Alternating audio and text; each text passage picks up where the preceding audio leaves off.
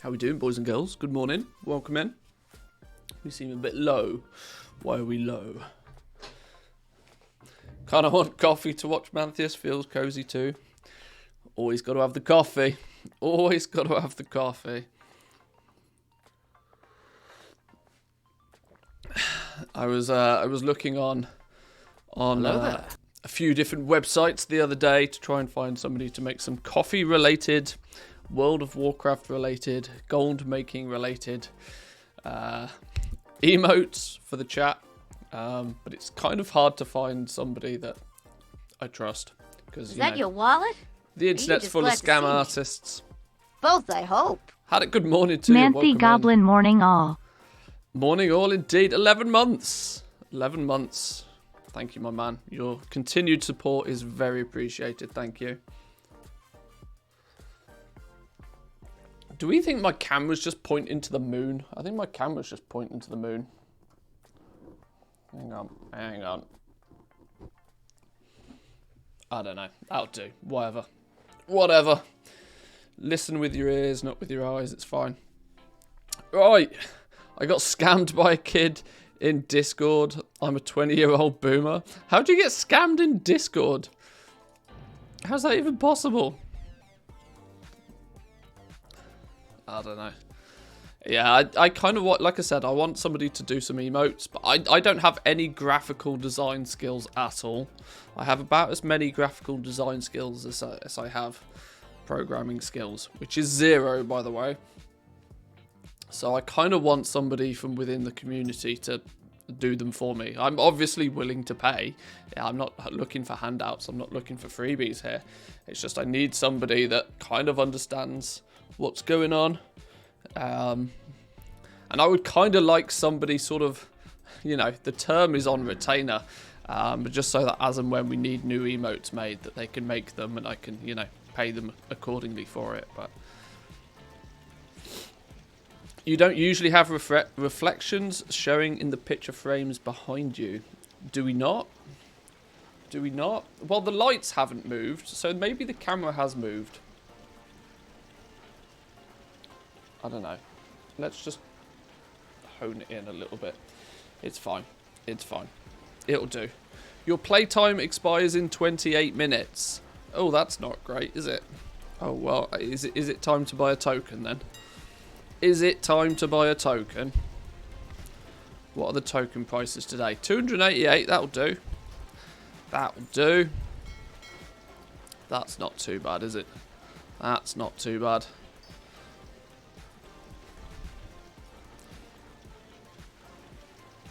What is this? Add to 30 days of game time. Go. Is it gonna... Does it have to log me out now for this? I don't know. We'll find out. We'll find out. How was everybody's weekend, though? Was it good? I hope people had a relatively chill, relaxing weekend. I tried my best to take 2 days off. I absolutely tried my best, but I'm terrible when it comes to that. I tried. I really did try. As you may have seen from the YouTube channel, I continued to make some highlight videos for the YouTube channel. Sneaky stream without a Discord ping again. I haven't done a Discord ping, have I? That's a very... Yeah, Stro will shout at me if I don't do a Discord ping. This is so that Stro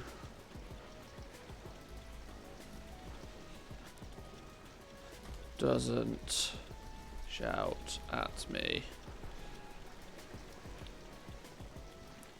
What? Doesn't is a word. Shut up, Google. You don't know. You don't know what you're talking about.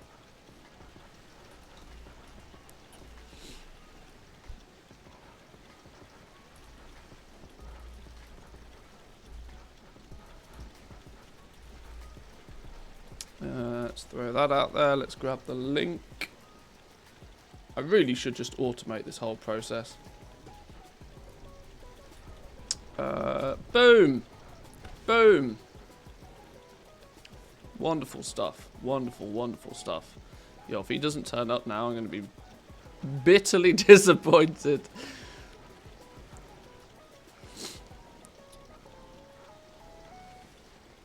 In short, I was trying to cheat in a kid's game and got yoinked. What?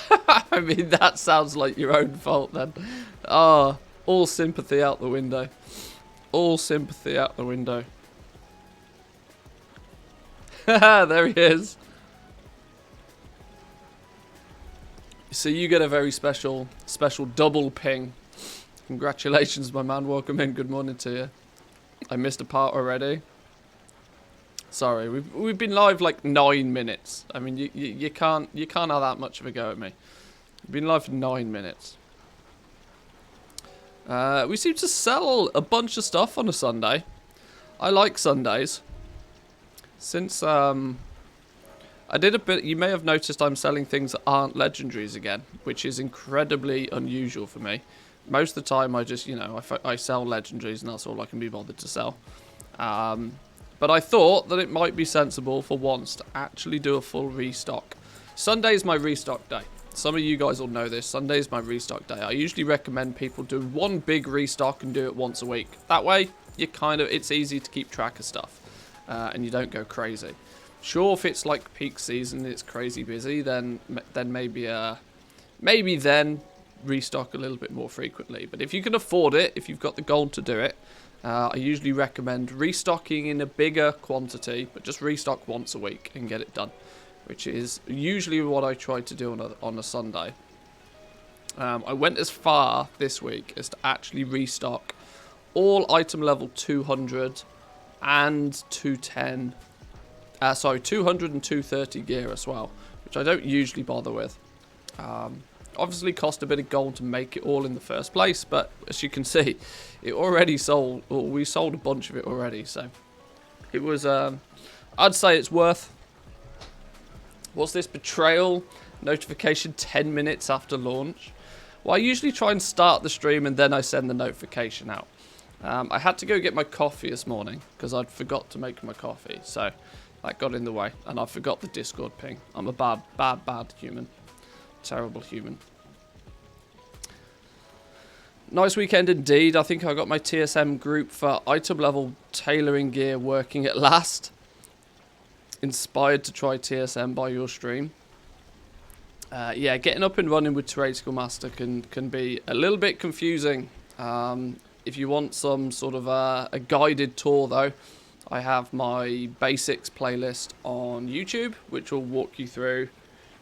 Hopefully, I tried to make it in some sort of logical path. We go through groups and then I discuss what price sources are and how to utilize them.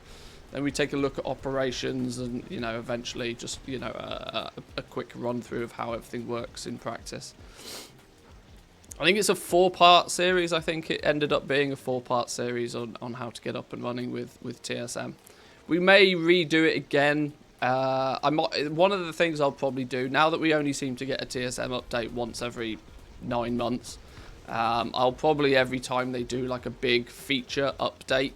TSM 4.12 is meant to be quite feature rich. I don't know when we're planning on getting it though. Even goblins in the know don't seem to have any indication of when the new update to TSM is going to be. It's one of those, it'll be ready when it's ready, which worries me because we might have 10.0 before it's even ready, which is I worry that 9.0 is going to be 9.2 is going to do some crazy things with TSM. There's a bunch of things, a bunch of features being added in 9.2 that could send Trade School Master into a spiral of doom, which I hope that they're aware of and I hope they're doing something about. Why does it keep telling me that my game expires in 20 minutes? That's a lie. I've just bought a token. Do I need to log out and log in again for it to work? Let's just exit out and load back in again. It seems to not be aware that we have another month. We're good. It's fine. Relax, game.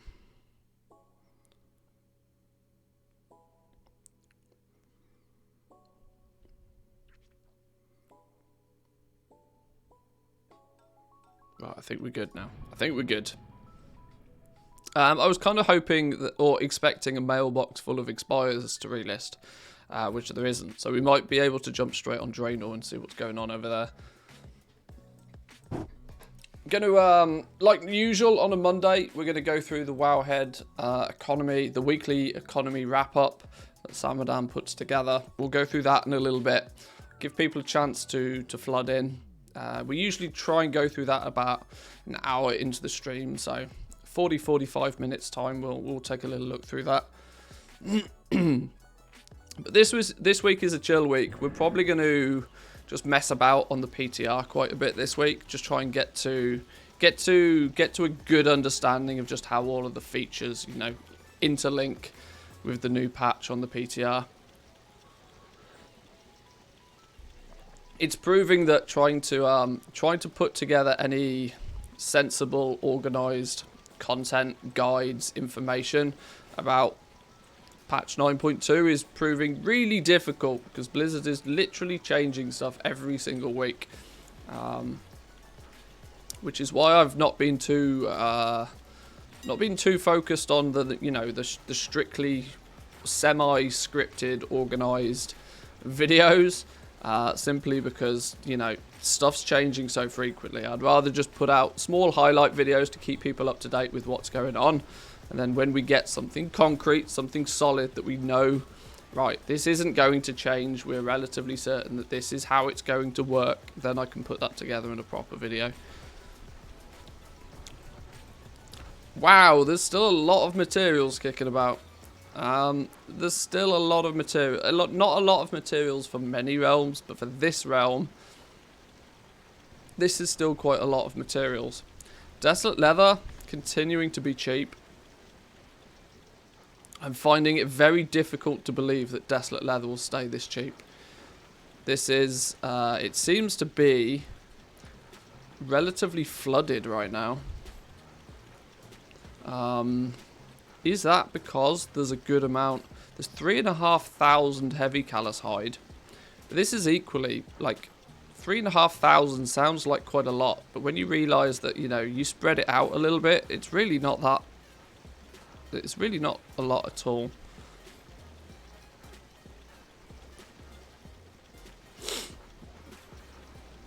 Auction house price for cloth material and enchanting materials are fluctuating very much on my realm. Does Trade Skill Master take the amount of materials in my bag or bank into account for operations if you have a lot of them already bought?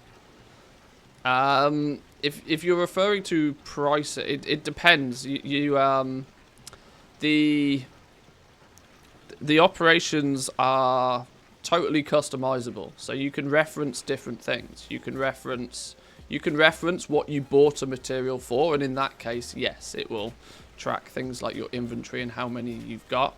You can look at the average price that you've paid for a material, or there is also one called Smart Average Price, which is the average price of the materials that you own right now. So it's a little bit more accurate, especially if you tend to keep sort of a stockpile of materials. That's a good price source to use. Or alternatively, your operations will use things like DB market price, so just like the average price of that item over the last 2 weeks. Operations can be set up exactly how you want them to be. It's very clever. Kitty Sprinkles, welcome in. Long time no see indeed. My fault, been moving house. Hey, house moving is both fun, exciting, and the worst thing you can ever do. There's so many mixed emotions about moving house. It's a good fun time though. Something new, something fresh is always exciting. I hope you're well. I mean, I'm very tempted to buy up some of this heavy callus hide. I don't really have a lot of it right now. It seems no reason to not be buying it up. In theory, I should probably be buying it up until like maybe 500. What's the actual market price for this stuff? See, my realm's actually quite expensive for heavy callus hide on average. Regional sale rate is less than 300 gold, but I've not seen heavy callus hide for 300 gold for a long time on this realm. Like literally the cheapest I have ever bought it for is 283. So expecting it to go down as far as 293 is, yeah, it's just not happening. I'm also heavily concerned, and I believe if I check yeah, later on today there's a video coming out specifically about heavy callus hide. A quick spoiler for you guys who get the opportunity to watch live. I really do suspect that the heavy callus hide price is going to jump pretty aggressively. Patch 9.2 with the double legendaries and the meta legendaries switching mostly to big stat pieces, which are in turn equally the expensive pieces to craft. They're expensive because they use a lot of materials. I see a big demand for leather again. Every single druid, every single rogue, every single leather wearing class is going to be all over Umbra hide gear. Without going into, diving into each individual class and each individual spec, but I imagine there'll be a lot of Umbra hide sales to be had, and in turn bone shatter. But heavy callus hide, I think it's going to be one of those materials that if you have some, You'll have an advantage for as long as that lasts, but expect the price of this stuff to go up.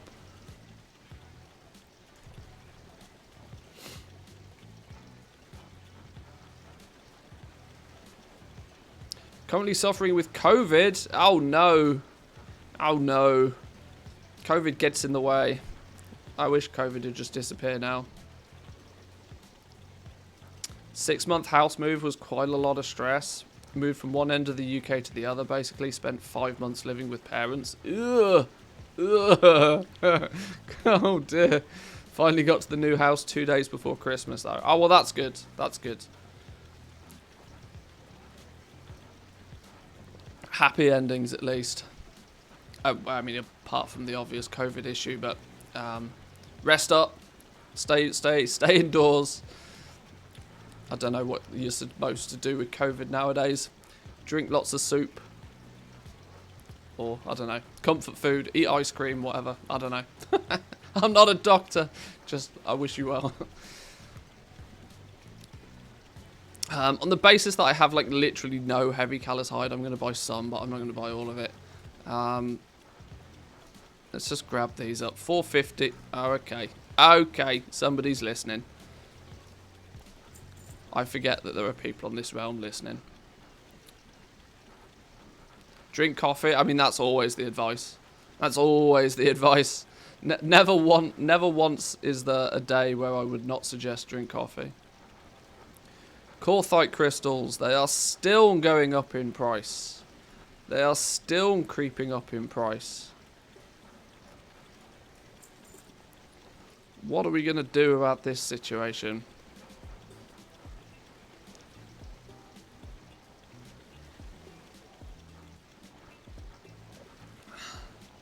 Can't believe I spent 18 months working in hospitals at the height of the first lockdown. Then got it from my teenager who got it from a teacher. Wow. Okay. That's the least likely way you'd expect to get it, surely. That reminds me, I need to book in for my booster jab. Yeah, I need to get my booster jab. Is it six months after? I can't remember. Whatever. It's soon. I guess I'm not really so much in the market to be buying materials then. Whoa. Hang on. Heavy desolate leather at 32 gold a piece. Absolutely. I'll have all of that, please. Simply so that I don't have to craft it myself. Oh my, wow, actually, I've got over 20,000 heavy desolate leather right now. That's a sizable amount. We'll churn through that though, it's fine. Phaedrum is slowly going back up in price. Nice to see. The bots have obviously been banned or switched off or something. Or they've gone somewhere else. There's literally no Sinvit ore. Literally no Sinvit ore. Well, we know what we do when there's literally no Sinvit ore. We go to our guild bank. We get out a whole bunch of Sinvit ore. 1, 2, 3, 4, 5, 6, 7, 8, 9, 10.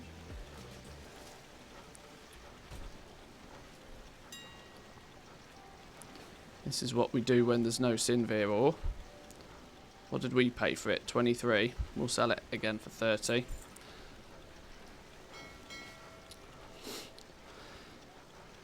Weird, your Corthite crystals are the same price as US Moonguard's auction house. Corthite crystals are just going up. They're just going up in price. There's no reason for them to be going down. They're the bottleneck material. Wow, look at all the auctions that expire literally in an hour's time. Maybe we come back to this realm in a bit.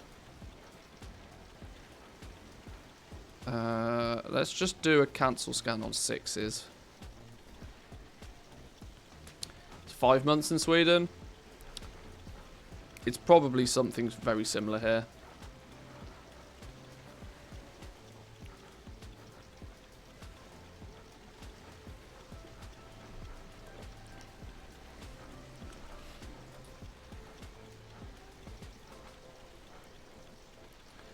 Yeah, Corthite crystals are the bottleneck material. They can't actively be farmed for. basically meaning the supply of Corthite crystals is the supply of Corthite crystals. If there's enough, then people will buy them. If there's not enough, they're expensive, and people are more hesitant to buy them. Ultimately meaning that as time goes on, as less and less people play Corthia, as less and less people bother to do their Shaping Fate, as less and less people have any intention of, actually playing that element of the game, yet everybody still wants their rank 6 legendaries, and more importantly, they want to re-roll their legendary before the next patch. There's still a good demand for rank 6s, but nobody is contributing to the acquisition of materials, so they're just going up in price. And it's very strange to see how the biggest realms are the ones where the price is the highest, and that goes to show that where the demand is where the price is also highest, because there's not enough supply. That situation only happens when demand far outstrips supply, that the price continues to steadily rise. I at this point have no idea what we're going to do when 9.2 launches. It would not surprise me if Corthite crystals end up being 2,000 gold apiece. It honestly wouldn't surprise me. Just because, if you want to be crafting rank 6s and selling rank 6s, crafters don't really care what the price of the materials is. That's the luxury, right? As long as you've covered your cost of leveling your legendaries in the first place, you're not trying to use rank 6s as a super profitable item to pay for all of the trash you had to craft to get there. As long as you're just, crafting to sell at a profit and just recrafting what sells, you don't really care what the price of the materials are, because you just take that price and you just pass it on to whoever buys the end item. Obviously, the price increasing, though, does increase the risk. But when you're dealing with items that cost 50,000 gold to craft, if they cost 50,000 gold to craft or they cost 80,000 gold to craft, most crafters don't care. It's just, it's just whatever. They still get their 10, 20, 30% profit when they sell the item, so it's all good. It's all good. Any more of a hint of when 9.2 will release? No, not really. Not that I've seen, at least. My money is still on February the 22nd. I think it's going to be February the 22nd. I can't imagine it being much later than that. Simply because the only thing we know for a fact that the Arena World Championship tournament that Blizzard does starts on March the 18th. So there's got to have been at least a couple of weeks of 9.2 content before then. Or how the hell are players meant to get ready for it, You can't drop a brand new content patch the day before you start an arena tournament. It's, you just can't do that. You got to give people enough time to play with the new specs, get to know the class, gear up, whatever. I've noticed a lot more sales of rank 6s in domination slots. People are getting ready. Well, it's not the most ridiculous idea, because, like I said, anybody that has some understanding of how the economy works in the game will quickly realise that, Corthite crystals are likely to go up in price. There's going to be a big demand for rank 6s when 9.2 comes out. And with that big demand, there is the very good chance that the price will go up. So actually, if you are looking to change your legendary, if you know that your legendary is going to be in a different slot in 9.2, buying your rank 6 now is not a bad idea. Because it will probably be 20, 30, 40,000 gold cheaper than what it will be when 9.2 launches. So, but then again, a lot of people just don't care. If it's a piece of gear that they need, they go buy the piece of gear that they need.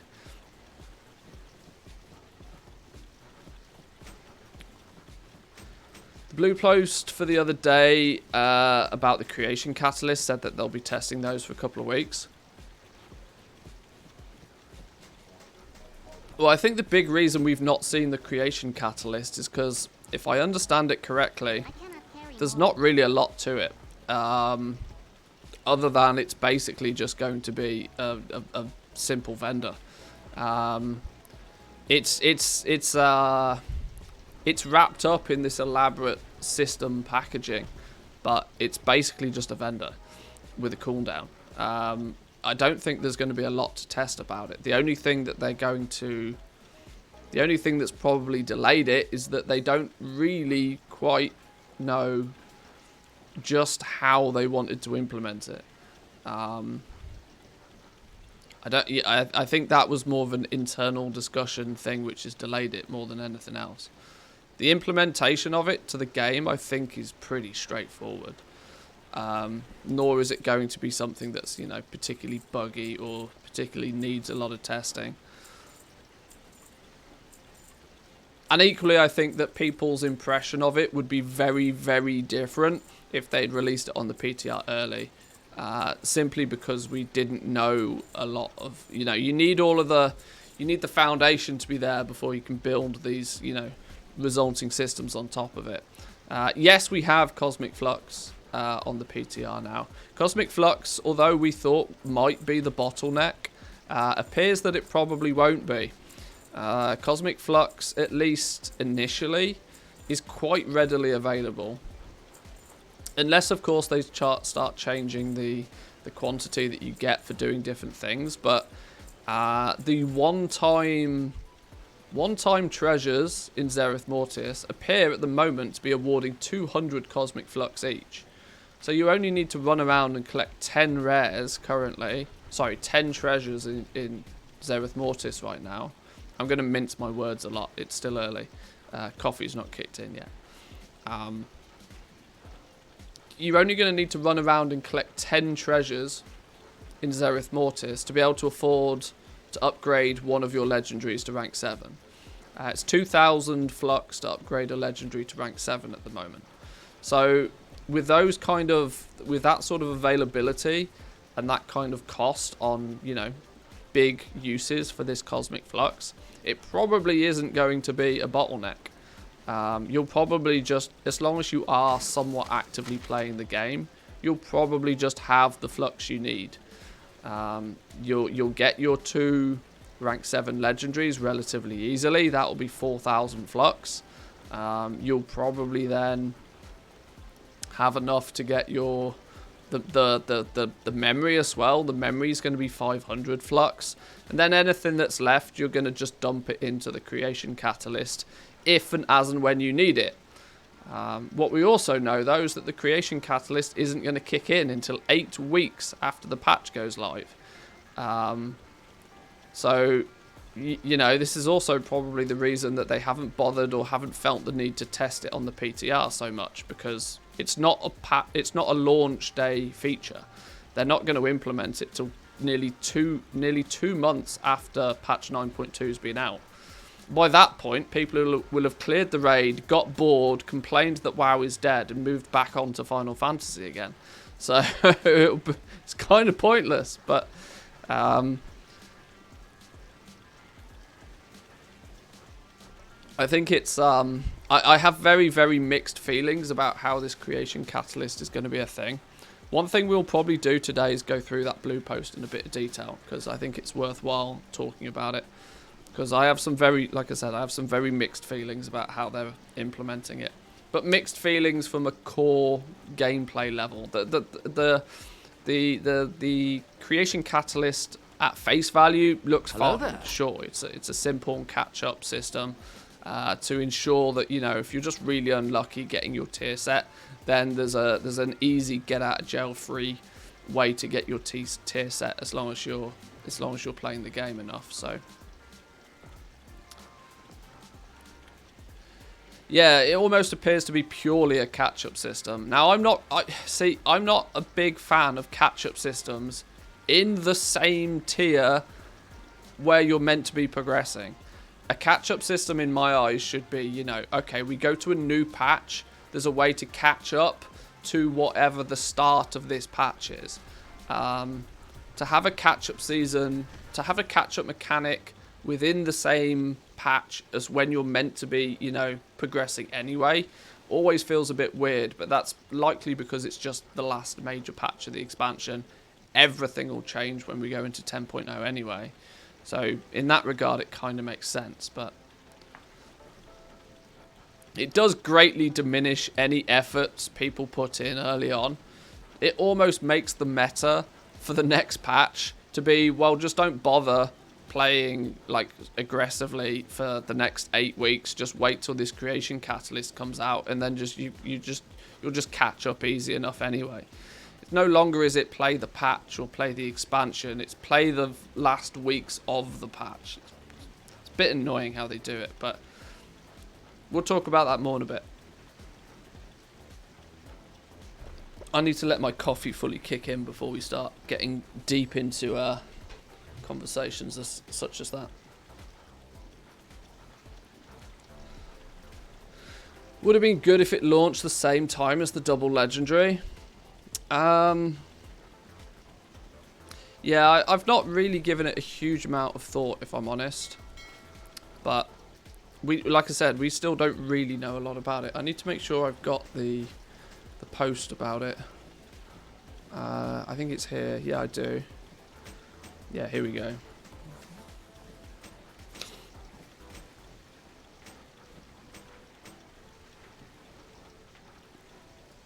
Right, let's get these last ones relisted. I've given myself the hiccups. How have I managed that? Getting too passionate about this game already. First thing on a Monday. It's not good for my health, obviously. Do you have to have killed bosses to get tier sets from Creation Catalyst? Well, the Creation Catalyst is, you will in essence take an equivalent item level piece of, you'll take say for example you get a, I don't know, a 250, 260 item level, I don't know, whatever. Pick an item level. You'll basically put an item level, a piece of gear in the Creation Catalyst with a bunch of Flux, and it will spit out a tier set piece of the same item level, of the same slot. So it's basically a way for you to sort of, it will ultimately mean that players will be able to choose quite effectively where they have their tier set pieces to work towards that BIS list. If you want to put your legendary in the chest piece, then you know that you can comfortably do that, because the Creation Catalyst will mean that you don't have to rely on getting the exact drop off. You know, you don't need to get the helm, the shoulders, the pants, and the boots. You can, if you get a piece in one of those slots that's not a tier set piece, you'll be able to use the Creation Catalyst to convert it to a tier set piece, so you can build your full BIS list.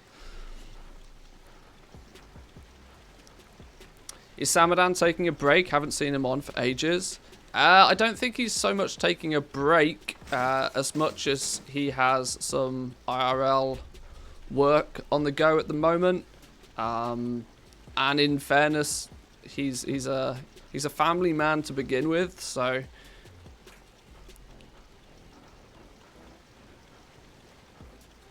he's still floating about. He's getting deep into legendaries, apparently, by the look of his most recent video, which was a surprise to see.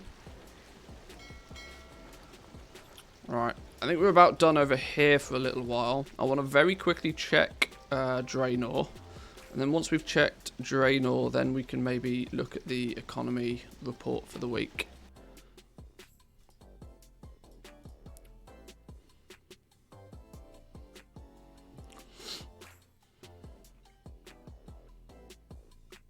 Need to farm Stygia. Just run around and kill rares in the Maw. You get between 40 to 60 Stygia per rare that you kill in the Maw. As long as you are at least somewhat geared, you should just be able to solo and burn through most of the rares in the Maw. That's the quickest and most reliable way of doing it that I found anyway. It's a bit annoying, but you know, it's the Maw. It's always annoying.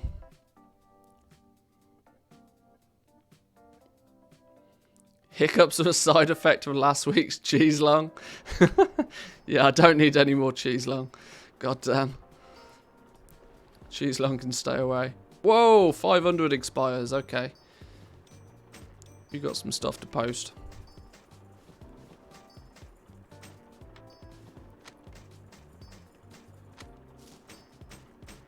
We can't have much left in the auction house if we've got 500 expired auctions here.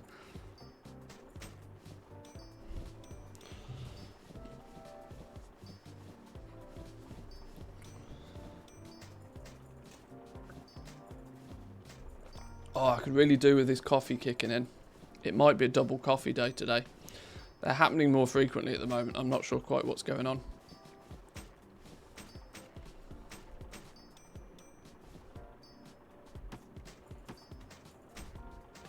I can't carry more.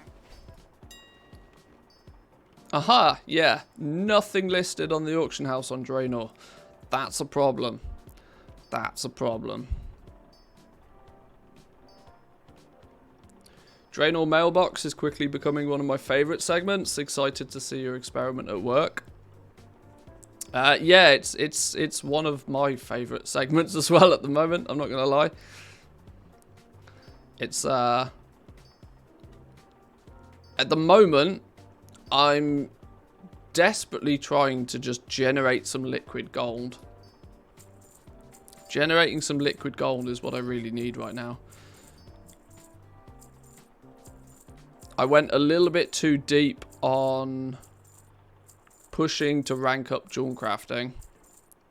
Bauble Yulhamoka is the shit. No, it's not. Although I know the Pauligs. I know it's their coffee is reasonable. I'll give them that. The coffee is reasonable.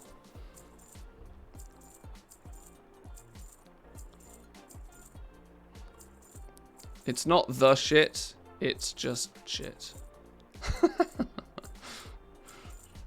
Who's that Finnish comedian that does a set on the word shit and the different uses of it in the English language? Can't remember his name. Ismo, yeah, there we go. That was him. Yeah, he's very funny.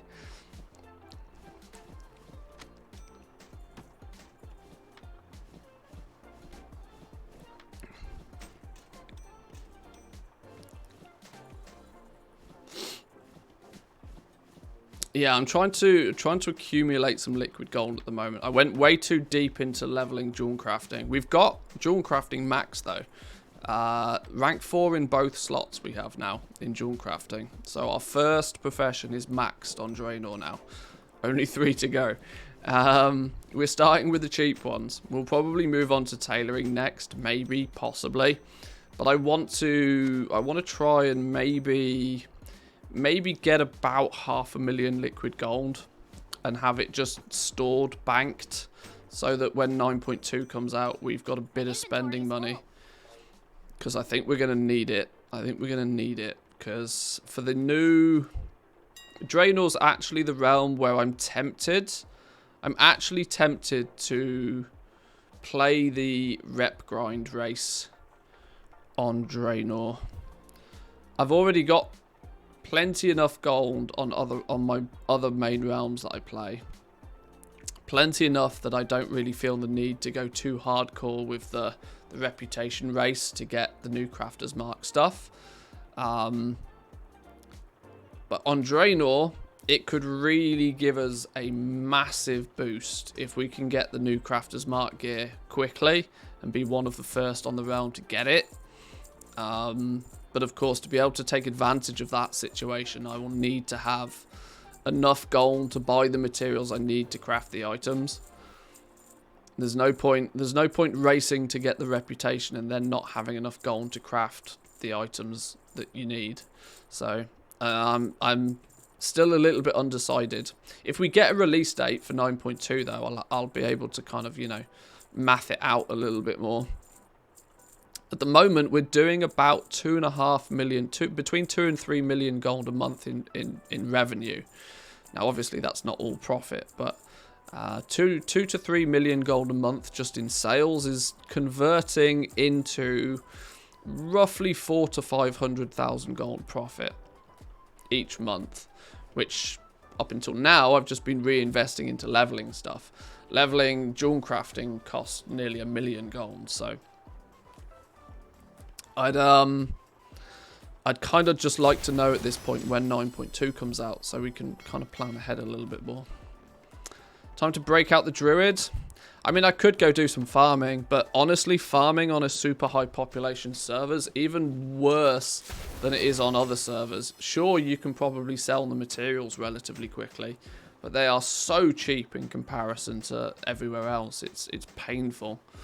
When you can only gather up like 10-15,000 gold an hour worth of stuff, it's hard to have the drive to do it. Started watching a Finnish Nordic noir show. The language is fascinating. It's melodic and harsh at the same time and completely unlike anything else. Yeah, the Finnish language is absolutely crazy. Like, quite literally. It is like literally nothing else you'll have ever heard. I can't carry more. It's an incredibly logical language. There's lots of grammar. There's like 21 different cases or something you're silly and it's not a simple language. It has it's very difficult to get on board with it, but once you get once you grasp it, you can get quite good at it quite quickly. It's the opposite of English. English is very, very easy to start with because you just throw out a few words in English and you'll do all right. You don't have to worry too much about perfect grammar in English. In Finnish, though, you need to know that grammar to begin with, or you're just lost. But yes, you are right. It sounds very different to anything that most people have ever heard of. The amount of vowels in a word is staggering.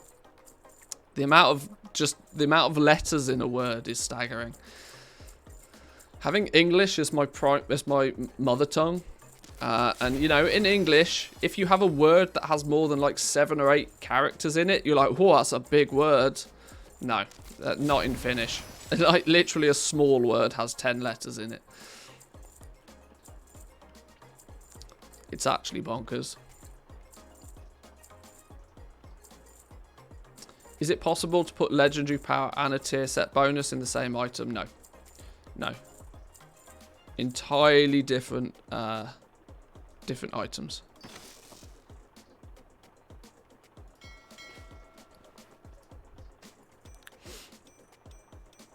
Okay, we need more than 8,000 gold. Come on, mailbox. Give us something better. We need more than 8,000 gold.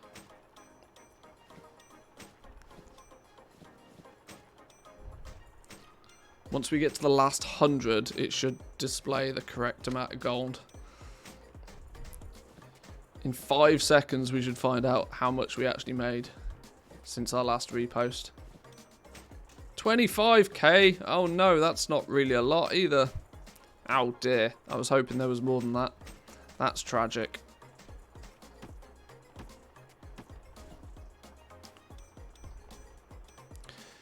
$25k, that's not good news at all.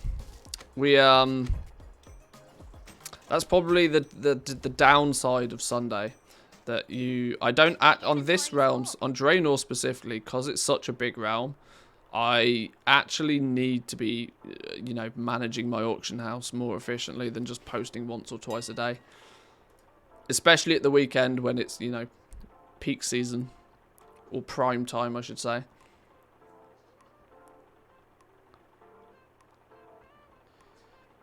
Jauheli Hekeito. Not Ketio. Nothing about this Finnish word is meaningful. Yes. Yeah, Finnish also has the Finnish also has the ability to take 5 totally separate individual words and just smush them all together, and make a new word, which always amuses me. Childhood dishes, yeah. Like Mama used to make.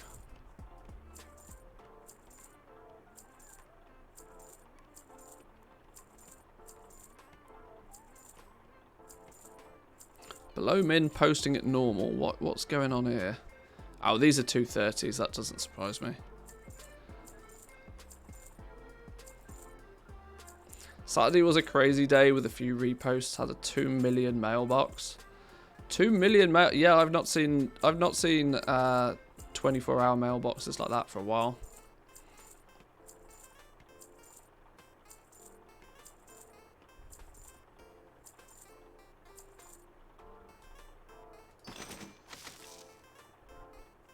Right, so we really don't have a huge amount to play with, unfortunately, on Draenor. Meaning we might have to just take... Yeah, well, at the moment I'm not reinvesting anything, so I should actually... the gold should naturally just start to pile up now. Even if it's slowly. We never sell anything for less than what it costs us to make it. So every single item that we sell is making us profit. So we just need to focus on selling more items. And we should be good. I was kind of hoping that I would have a little bit of an opportunity to cash cow jewel crafting for a while. Yet the downside that I'm seeing currently is that the even the rank 4 and 6 prices for jewel crafting items are incredibly tight margin wise, meaning there's not really a lot of room for error. Now I know for a fact that I make reasonable profit on everything that I do with jewel crafting, just because I know how the profession works. But the profit margins are very skinny right now, unless for some reason it's a rank 3 Shadowgast ring. I have no idea why that's 15,000 gold profit at the moment. That makes no sense at all.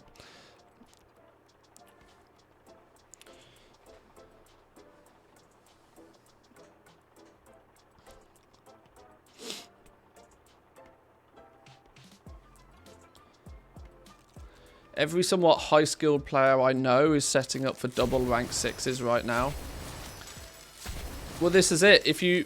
Wow, somebody buying my lightless silk pouches. If you know what your legendary is going to be in the next in the next patch, then you're obviously in that position to start working on it. Even if you don't take that rank 6 base item and do anything with it yet. Even if you just have it so that you have it, so that when you get the memory you can do something with it straight away, it's still not the worst idea.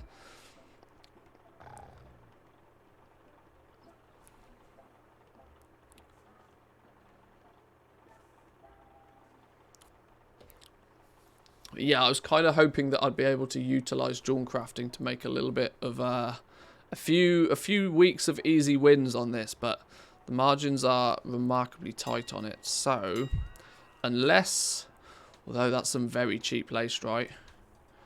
Some very cheap lace, right? How does that compare to Elysium? That's well worth.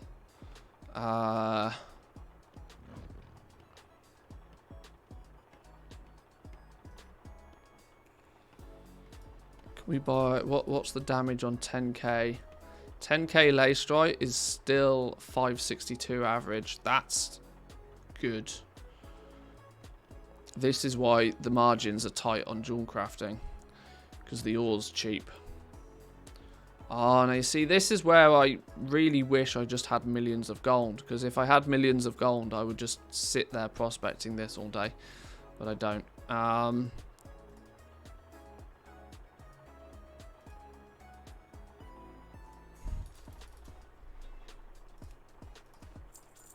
Let's just hoover that up for now.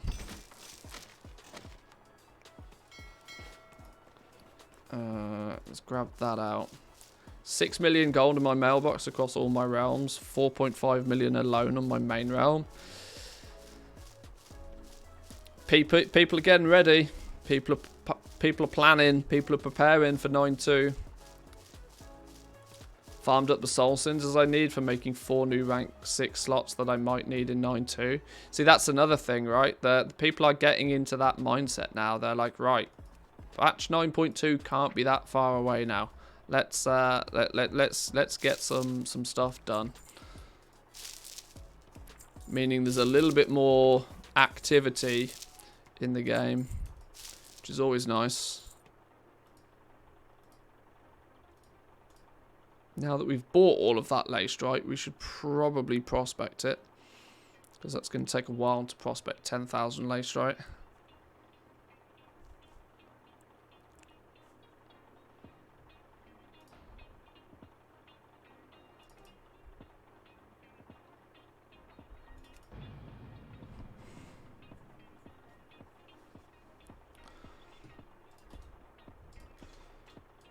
That will... You know, I don't think I've done. I'm not even sure I've properly set up jewel crafting on this realm.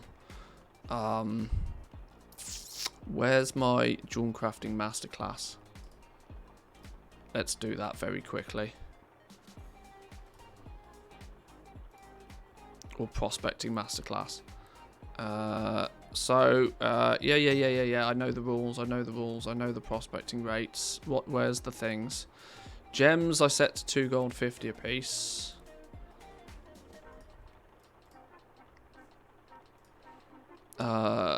Reports, materials, Anger's Eye. Okay, I've set the gems by the looks of things. Anger's Eye's Umbreal. Yep. Is this fixed? Yep. Anger's Eyes, Umbreal, Oriblas. Yeah, so they're set at 2 gold 50. That's fine. Create a group with all 6 Shadowlands ore in it and attach the crafting operation default craft value and do it as 20 times destroy. Yes, that's something I always forget.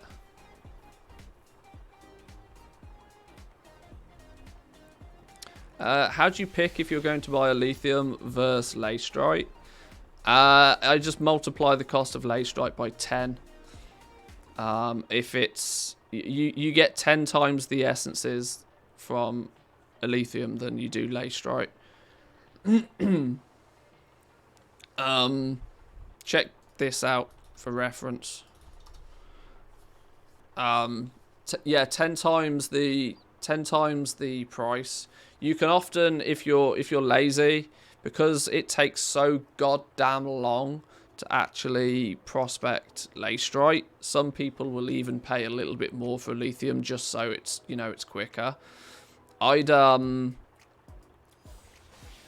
be cautious buying too much of lithium right now though, because I suspect a lithium will probably actually drop in price a couple of weeks into 9.2. It'll be expensive at the beginning because everything will be expensive for the beginning.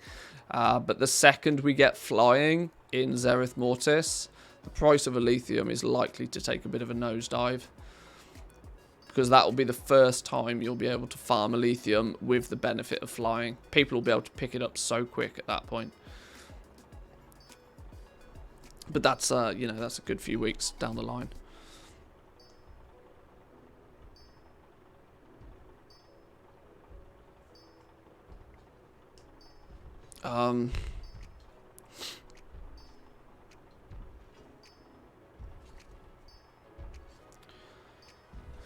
Create a group with the 6 Shadowlands ores in it. I should have that already. Groups, materials, gems. No, the ores, sorry. Ore.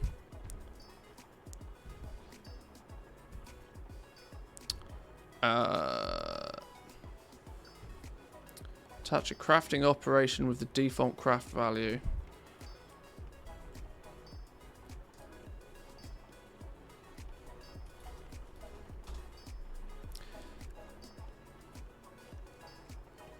One, two, three, 4, 5, 6. And then operation. Add more. Create new. It doesn't matter what we call it. We'll just call it Shadowlands. Or with override default craft value and set the craft value to 20 times destroy. Like that.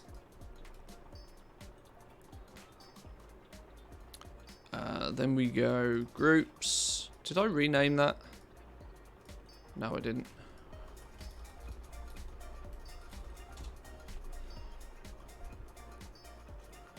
Groups, raw, operations. Yes, it's there. Good, good, good. Then we go to TSM settings. Sorry, adjust destroying values to come from the material prices. Right. Whoa, whoa, whoa, whoa, whoa. What's going on here? We're on stage 2 now here. So /TSM settings, tooltip settings, destroy value source. We set this to be crafting material cost. Where is it? It's down the bottom somewhere, isn't it? There we go. Crafting material cost. Right. Then we're good to go. Then we can go in and we can say, right, we can start now changing the material prices of the ores. Lay stripe. We want this to be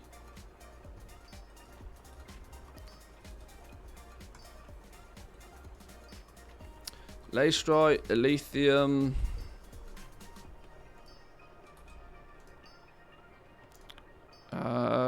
What's the next one? Let's go Solinum. Let's go Oxane.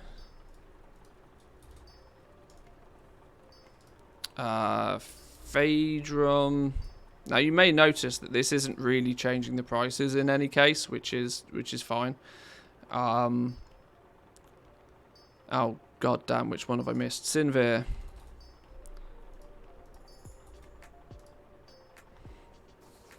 Now we need to do a bit of a conversion on the essences. So rebirth 172 is what it's set at the moment. Let me grab that. 156. There we go. Wow, what a deal it would be if all of this information was in a free spreadsheet. Exactly. Exactly. Well worth hitting that follow button at the very least. Torment. From 275, we actually value Torment at 170. There we go. That's going to make a huge difference. This is why, like I said, there's always money to be made in jewel crafting if you know what you're doing with it. Because the prices that TSM is going to come with for jewel crafting out the box are usually wildly incorrect. But like I said, you got to know what you're doing with it.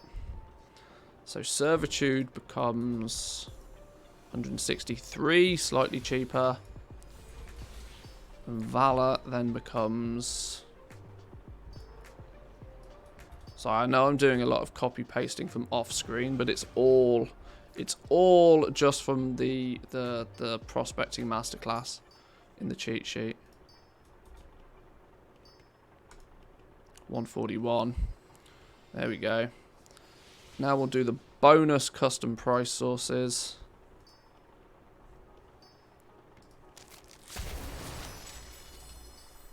We go settings, custom sources, add new custom source. We're going to call this rebirth. Oh, can only contain lowercase, of course. Let's grab the string.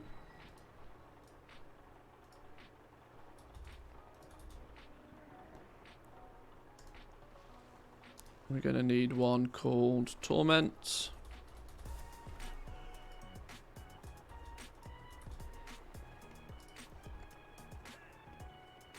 We need one called Servitude. I should have done this a long ass time ago, but I kind of forgot. We're going to need one called Valor. These custom price sources are simply to give you an indication of what you should be prospecting to get this essence. They're also configured so that they won't show up all the time. So we now need to go to tooltip settings and we need to make sure that these are visible. but they won't always show. These will only show. I've got these are configured in a cheeky way, so that they'll only actually show when you hover over something that vendors for 2 gold, 50 silver, which conveniently is all the gems or the essences themselves. So if I, for example, now go to one of the essences, Essence of Valor, for example, I can then look at the custom price sources here, and I can check Valor, and Valor says 3 gold. The reason it says 3 gold is because there's a hidden code that I've made in this. If the custom price source says 1 gold, you should be prospecting Leystrite to get it. If it says 2 gold, you should be prospecting a lithium. And if it says 3 gold, you should probably be prospecting the zone ore for it. So here, if we now move this a little bit out the way, here's our secret code. If we go Essence of Valor, you can see actually Rebirth, Servitude, and Valor all suggest that the cheapest way to get hold of them is going to be by prospecting the zone-specific ores. Torment, on the other hand, the cheapest way to get Torment essences is by prospecting Leystrite. Now, of course, if at any point you need to prospect Leystrite, the likelihood is you're going to get some of the other essences as well. We can't, you know, this is about as good as we can do with custom price sources in the game right now. And thanks for somebody killing my auctioneer midway through me trying to explain something. But, you know, welcome to Booty Bay. But yeah, so there's one of the biggest questions I always get asked is, well, how do you know what you should be prospecting? Do this, and it will tell you. Yeah, it will tell you. These, for reference, if people really want to work out how these are doing what they're doing, it's basically doing a comparison. It's doing a comparison between what it costs to get an essence through each of the different ways of getting it. So you could prospect Leystrite, you could prospect a lithium, or you could prospect the zone-specific ore, and then it's just taking the smallest of those numbers and then converting the smallest one into this magic code of either 1, 2, or 3. So you can at quick reference see what you should be prospecting. It'd be really nice if we could have a custom price source result in being, you know, like a piece of text, for example. So I wouldn't have to use this secret code, but maybe in the future. I've asked Sapu. Maybe I've asked the lead TSM developer if they could maybe do something like this, so we'll see if it happens in the future. Where's our tunes gone?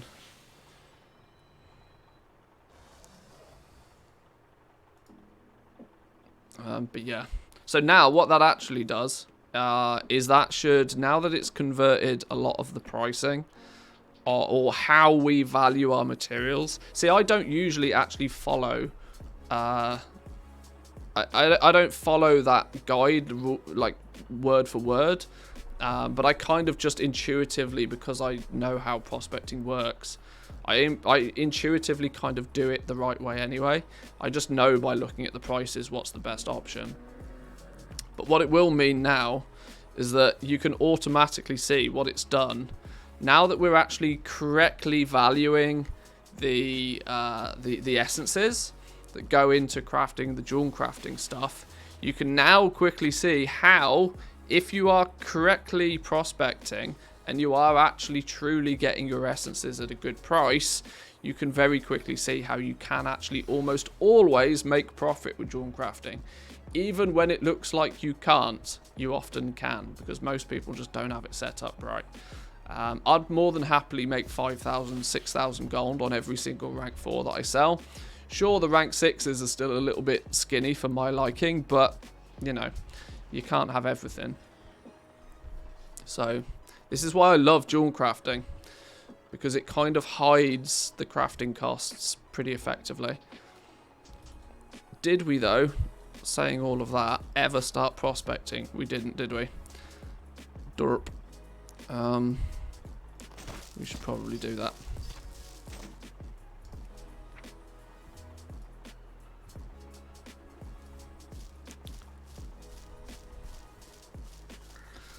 So yeah, and all of that is not taking into consideration the cost of the gems. So anything that you can do with the gems that you get from prospecting is also a bonus. This is why it's not 100% accurate, because, you know, at worst case scenario, you're going to get a bunch of gems that you can then just vendor. Each gem vendors for 2 gold 50. I then use a lot of the gems wherever possible to craft item level 200 gear, item level 230 gear, the doublets, the clusters. Anything else you make with jewel crafting is just helping you, you know, recuperate as much of the cost from the prospecting as you can to begin with. But if you can make back the cost of the ore purely by the essences, then realistically anything you do with the gems is a bonus, even if you just vendor them. So it's all good eventually. This is why you can almost always make gold with jewel crafting, if you know what you're doing with it. Because you're relying solely on the fact that most people don't know what they're doing with it. Most people don't fully understand how to what prospects into what and at what rate, and you know, all of this sort of stuff. If you know the numbers and you know how it, you know, connects to each other, there's often a lot of gold to be made with jewel crafting. What is zone ore? Is that yeah? So there's the zone specific ore. So Sinvir, Phaedrum, Solanum, or whatever the other one is, Oxane.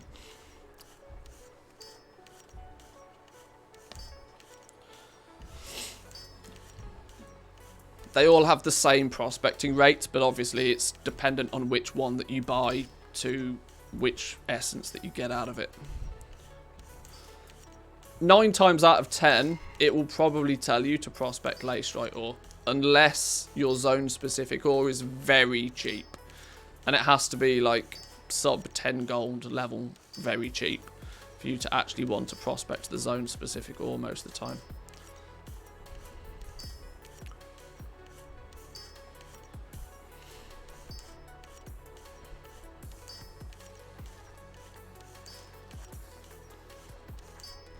But like I said, if at any point you need to prospect lacerite, don't forget that you'll probably get the other essences as well. So if you need to prospect lacerite first, and then, you know, if you once you've got all of the essences you need from prospecting lacerite, maybe then you'll look at prospecting a little bit of the zone specific ore, just to laser focus on some of the essences you need.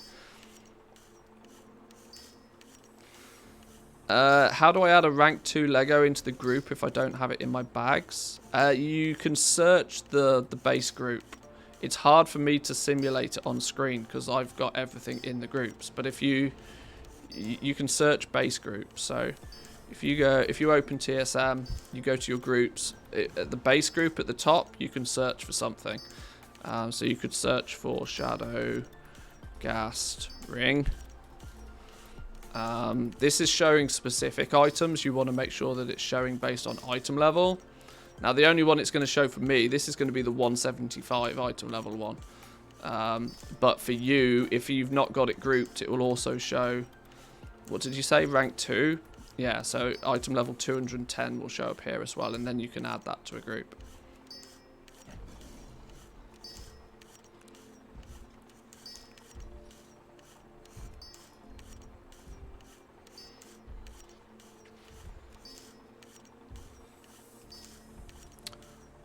What should I look for on the auction house to see if there's a chance to get into jewel crafting, legendary crafting this late into the expansion?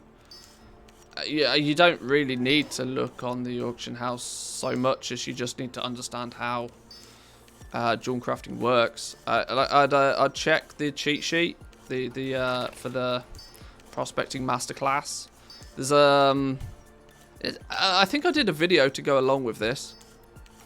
There's a prospecting sheet which gives you all the calculators for prospecting, expected values based on how much you prospect and what you pay for it and this sort of stuff. And thirdly, you want to just make sure that you're aware of the actual cost implications to get on board with it. Tried clipping your explanation there, but it was too long for the clip. Don't worry, it'll be on YouTube. You can clip it on YouTube. All the VODs go up on YouTube literally minutes after the stream ends, so. If I think I did it well enough, it might turn up on the main channel as a highlight video in the next few days anyway. I'm quite sure I did. I think there's a video on my channel, Prospecting Masterclass.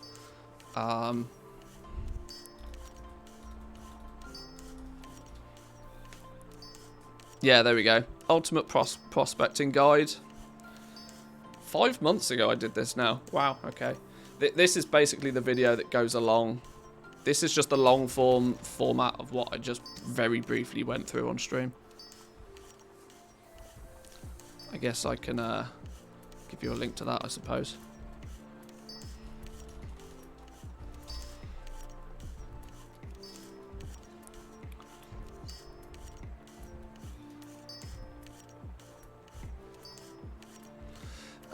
Saying that though, we are now churning away doing some prospecting in the back. We will turn whatever we get essence wise into some legendaries in a little bit, but I guess at this point we can maybe it's time to. Wow, that's actually remarkably cheap. Somebody on Draenor needs to pull a few million gold out their back pocket and buy some of this cheap stuff up. Anybody on Draenor that has a spare 2 million gold right now, buy all of this heavy callous hide. Trust me, you won't regret it. 282 per unit. It's probably going to double in patch 9.2. If anybody wants themselves a safe bet to turn 2 million into 4, there's your answer. I think it's about time to have a little bit of it's not cheap, and my average buy price is 240. Yeah, it's not cheap yet, but trust me. Trust me when I say by the time everybody wants 2 Umbra hide chests in 9.2, there is no way that heavy callous hide is going to be this cheap. Not in a month of Sundays. I guess we can probably look at the Wowhead weekly economy report wrap up doodah. Business.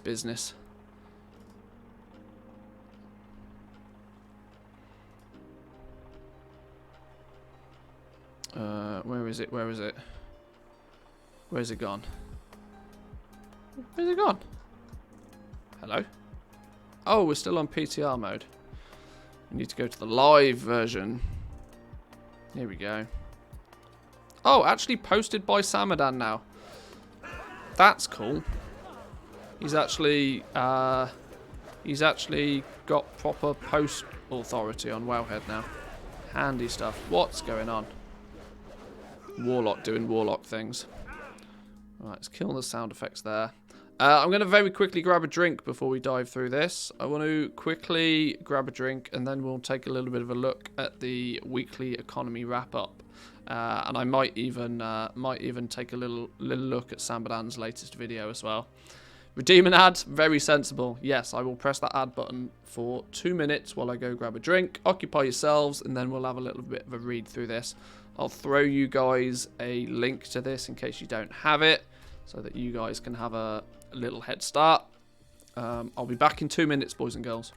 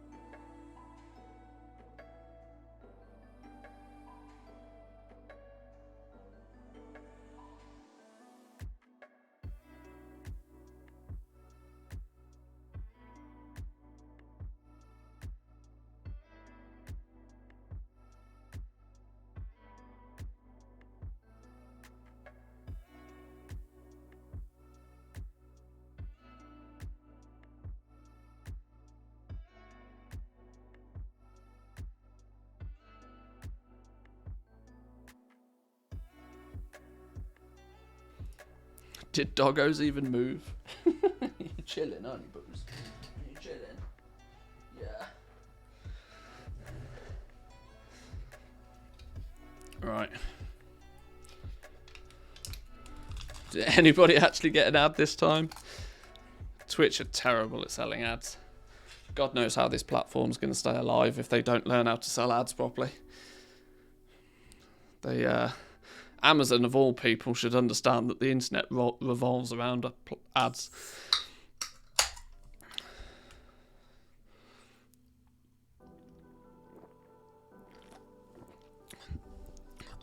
Got a short ad, something about being a good teacher. Sure. Alrighty. Let's take a look at this then. Wowhead, Wow Economy Weekly Wrap-Up. What's this? Number 212. 212, big numbers. First of all, let's give a bit of a shout out to Samadan. There's not a single person in the goal-making community that doesn't know who Samadan is. But even if you don't, you should make sure that you go check him out on his YouTube channel. He streams occasionally over on Twitch. You can also catch him in his Discord or say hi to him on Twitter if needs be. He's the generous soul that puts this little report together for us each week. He's been doing this for quite a while now. A couple of years, I think he's been doing this report for now. He's actually also gone and done a little bit of a video overview for this week. Like I said, he usually streams this, but he doesn't always get the opportunity to because he's a busy family man. So he likes to, where possible, put together a little bit of an overview for people that prefer it in video format. We tend to go through it on a Monday. This goes live on a Sunday, just so that everybody has an opportunity to catch up with it. So, what do we got to play with this week? We have some mission tables set up for alts. Oh, Zanzaful's Guide. We also have stockpiling for the next patch. The Bauble worm has come up again recently, as people seem to be going out of their way to farm up some materials, sell some pets, and then some further reading for those that want to dive in a little bit deeper. The gold chart in his thumbnail is his Lego investment. Oh, is it? Oh, is this Samadan getting into the legendaries late in the game? Hey, I mean, I lost count how many times I told people the legendary game's expensive. It's very expensive. You need to take that investment and you need to turn it around really quickly. Bauble worm again. That'll explain why I sold Unstoppable Force for 20k. Yeah. 5 million and expensive. Not as far as legendaries are concerned, no. But it is for a lot of people. But let's start at the top then. Mission tables. Mission table setup for alts. Mission tables have been a constant talking point throughout Shadowlands, as they seem to be pretty powerful again this expansion. There's no denying. They kind of got forgotten about a little bit in BFA, but they've really made a resurgence in Shadowlands, especially with powerful add-ons such as Venture Plan to help people almost guarantee success with the mission table. So much so that people then try to see, well, just how much can they scale this? How many alts can they get up and running? How many... how easily and what is the optimal way to set up your mission table as fast as possible to just, cash cow it for while it's a thing. Zanzaful appears to have put together his ultimate guide for setting up the mission tables. For those that may not be aware, Zanzaful is actually in the process still, I think, of trying to level up 50 level 60 characters to really take advantage of these mission tables. Now, at this point, we're just about to come into the last patch of Shadowlands, but he now has, I believe, last time I checked in with him, I think he's got nearly 30 level 60s that are working on his mission tables, generating crazy amounts of gold, even without really min-maxing it. That you can, just a simple setup. You don't necessarily need all of the followers. You don't necessarily need it all to be, you know, rank all to be level 60 followers. Just getting up and running, getting it to the point where it's sort of anima positive, or at least anima neutral, means that you can very quickly, 2 minutes a day, log on very quickly. I mean, you can technically do it on your phone, but it's much, much slower than if you happen to be at your PC, and you can just log in, bang out a few missions using an add-on or two to help you, and, you know, come back a few hours later to a few goodie bags full of materials, which you can then ultimately sell. Even if you're ignoring the material bags, you can dive in, and you can even do nothing but the just pure raw gold. And if you're, of course, doing it on enough characters, that's going to really add up quite quickly. I tried doing it on the phone. It's a real bad design. It's so slow. Yeah, the mobile side. The thing is that we live in a world of luxury with some of the add-ons that we have in game. Venture Plan is obviously the famous one at this point. There's also Covenant Mission Success Helper, I think it's called. I've really switched off my focus of the mission tables as of recently, ever since Venture Plan stopped being updated. So pretty much 9.1 is where I really started to, you know, lose my focus on the mission tables. But then I didn't have quite as many alts and wasn't really as religious about logging on and pressing the buttons so often. So if you do, you know, if you do venture along with the mission tables, though, they can be a really good source of gold.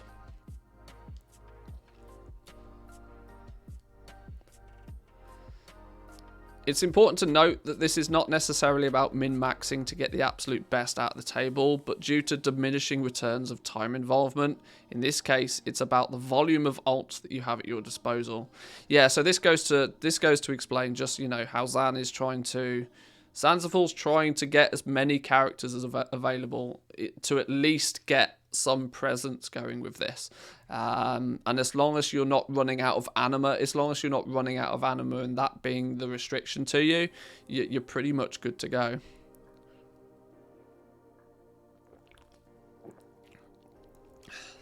Zan's probably still in bed, isn't he? Because he's over in America right now.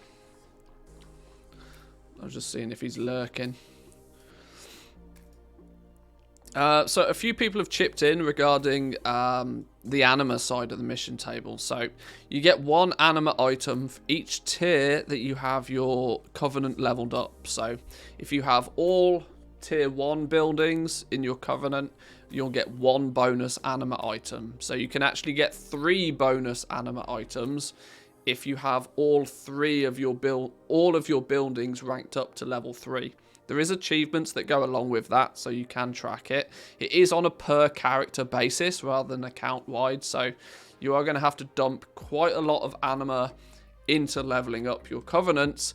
But I worked it out a while ago that you only actually need tier 2 across the board for you to pretty much make as long as you send out the anima missions as a priority, you'll make enough anima back to cover the cost of sending out all the other missions. You kind of break even with anima at that point.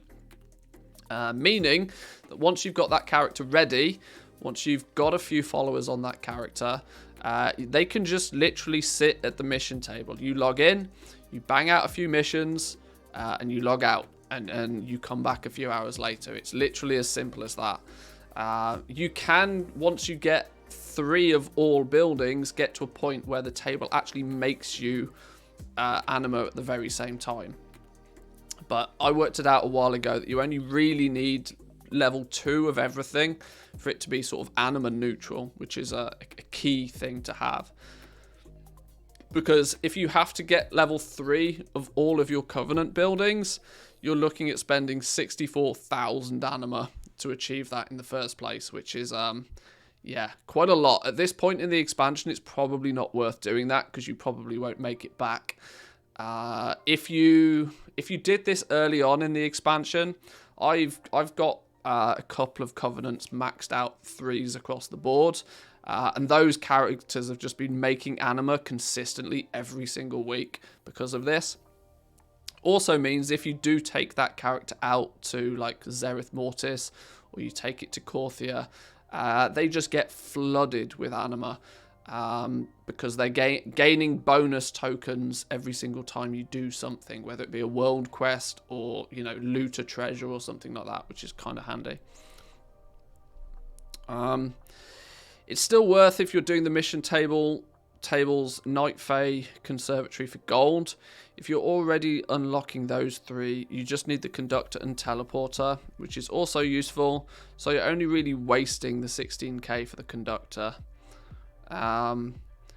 Pretty certain these bonuses apply to pretty much everything, including the quests in Corthia. Yeah, this is what I was alluding to. That if you do rank up your Covenant, the bonus items you get for completing the set do apply to world quests. They apply to looting treasures, meaning you eventually just end up with like stupid amounts of anima on those characters that have got a nicely leveled up Covenant at the same time.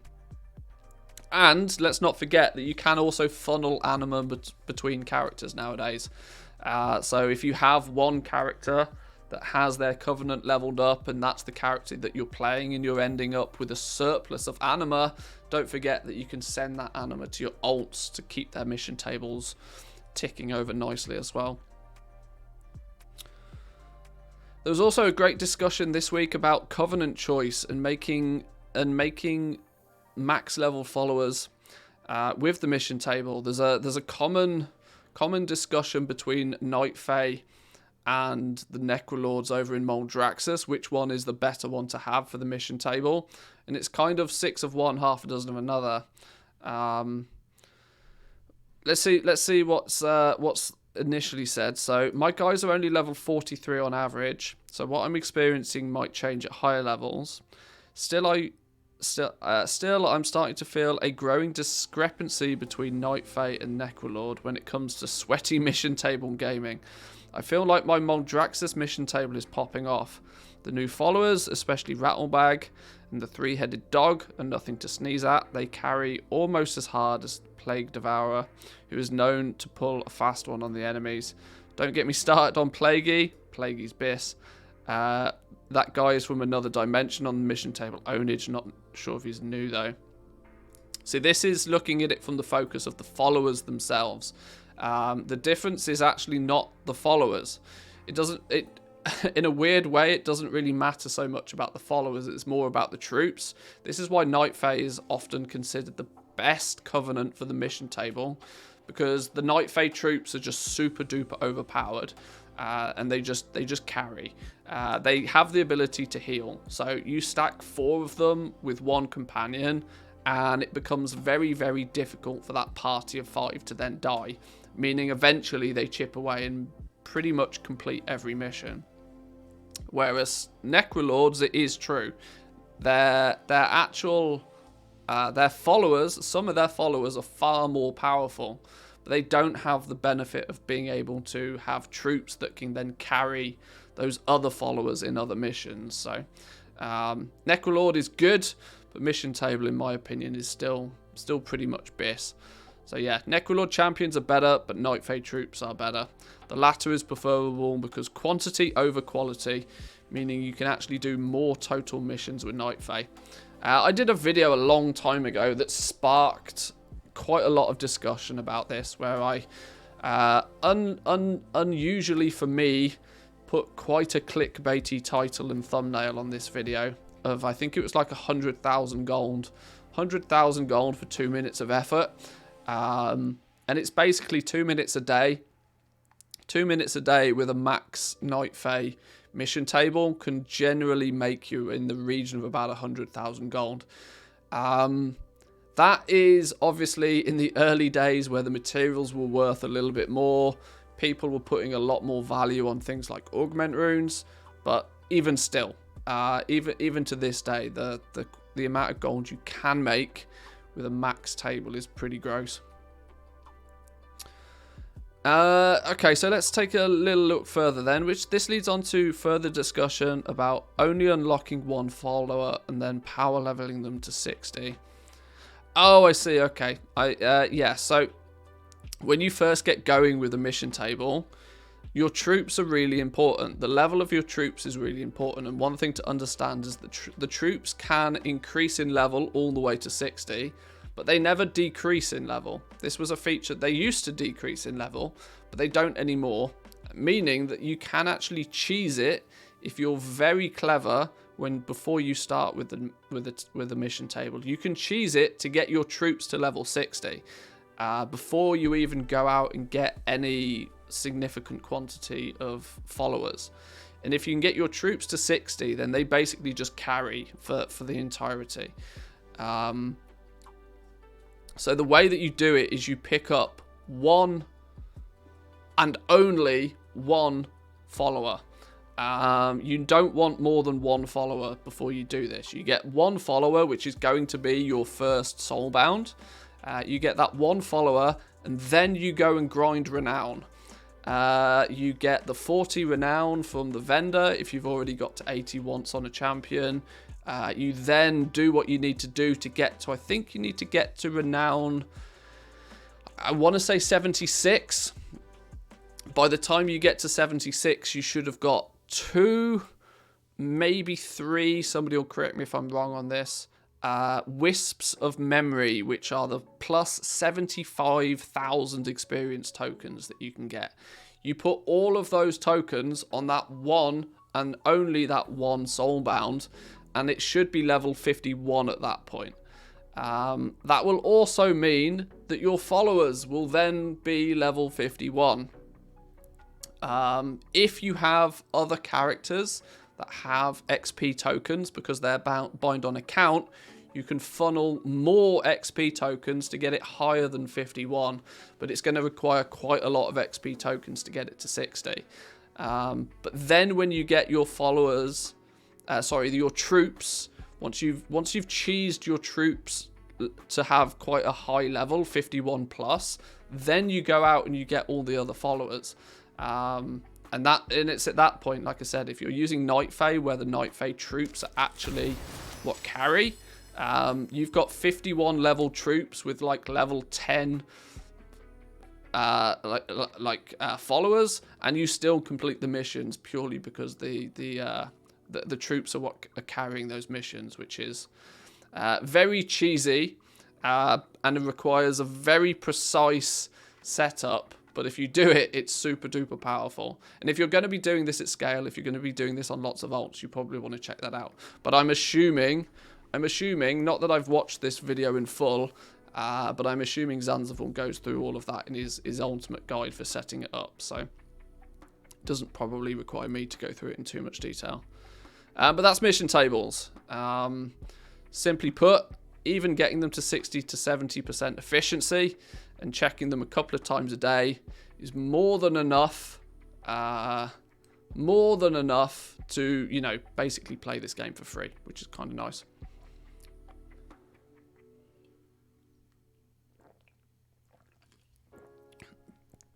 He doesn't do any of the cheese methods. He just goes straight to Torghast whilst waiting for building level 1. Does Zan not know about the cheese method? Surely he must do. Surely he must do. I'm sure he does. I can't believe he doesn't know about that one.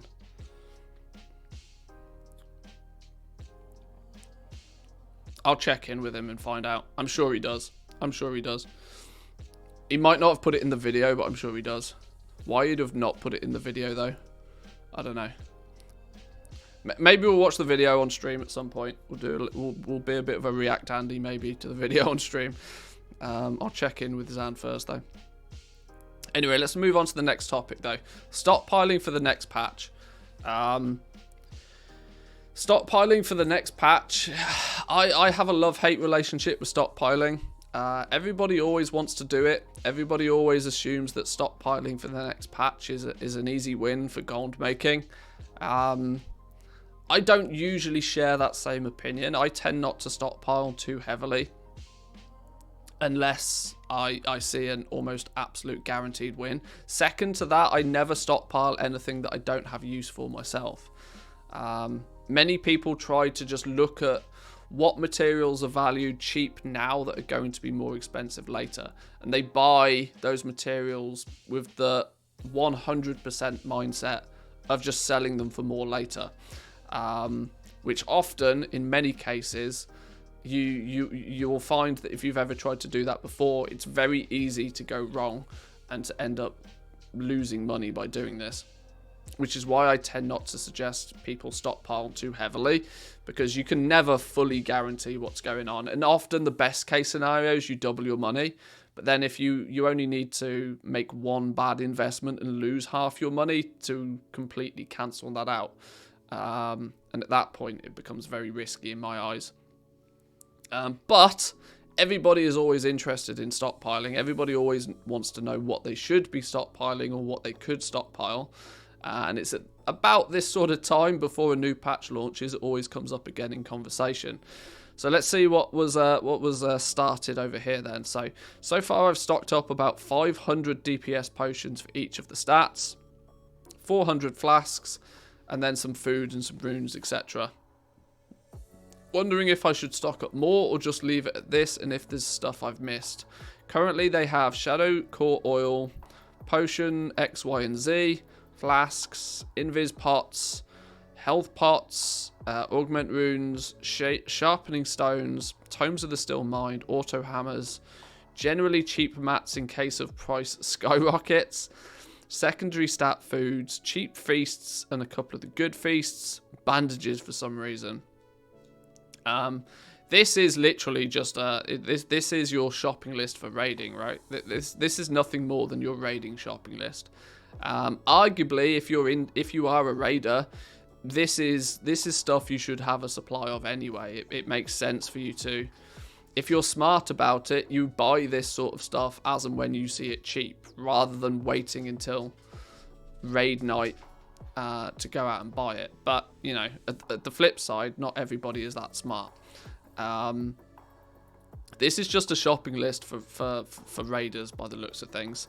And in that mindset, yes, consumables will always be needed, but these are for the most part also crafted items. Is there anything on this list that isn't a crafted item?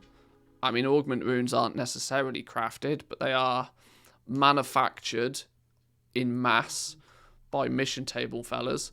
Yeah, these are for the most part just all crafted items, which always means you've got to be slightly careful with what you stock up on. Or if you're buying these to try and sell these, if you're trying to flip on these items, it's always risky, because there will always be somebody else out there that's ready and waiting to craft a bunch more of them. These are actually the least... These are not the materials I would recommend stockpiling. If I'm honest, unless you are a raider and just have use for these yourself, because these are likely to flood the auction house. Materials, though, is something that's worthwhile looking at stockpiling. If you have use for the materials, you'll also have a reasonable understanding for just how many of them you might need. And this is why I like to have, you know, if I buy a material and I buy more than I need right now, I want to know that, well, I've got two options. If I can't sell it for more than what I bought it for, I want to know that I can still craft with those materials and give myself a second chance to sell something using those materials. It's kind of, you know, it's a safety net. It's a get out of jail free card, as I like to call it. That if you stock up on materials, make sure that if you don't sell them, you can also use them. And in that scenario, the materials you should probably stock up on are simply going to be the ones that you use in your professions.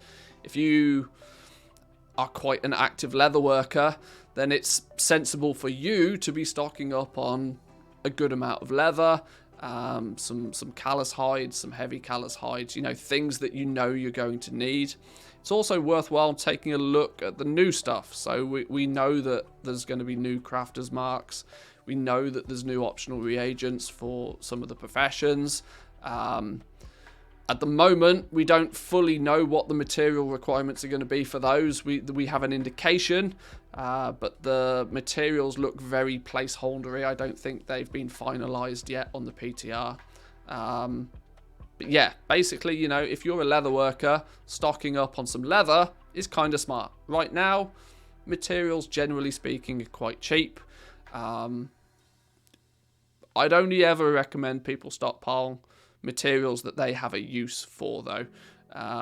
Buying things purely to resell is always risky, especially with current content materials, because the likelihood is they'll just be refarmed.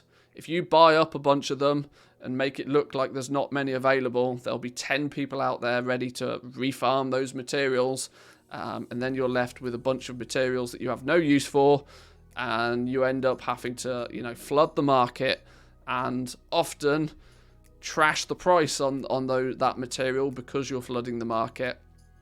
And it only takes one person to do that for an entire market to crash. So you got to be slightly careful with it. You have to sell them on the right day for your server too. This is very true. This is very true. Most people will buy a bunch of materials and then, you know, 9.2 will launch. And if on day one they're not twice the price, people panic and they think, oh my God, I must sell them all really quickly. When actually it's, you know, 3 or 4 days or even a week after a patch launches before the spike kicks in, the demand kicks in for those items. You can actually make just as many good investments once the patch is launched, because there's usually that week or two window before the raid opens. And let's be honest here, it's the raid that causes the big demand. People crafting and buying all of these items. Sweet profit together.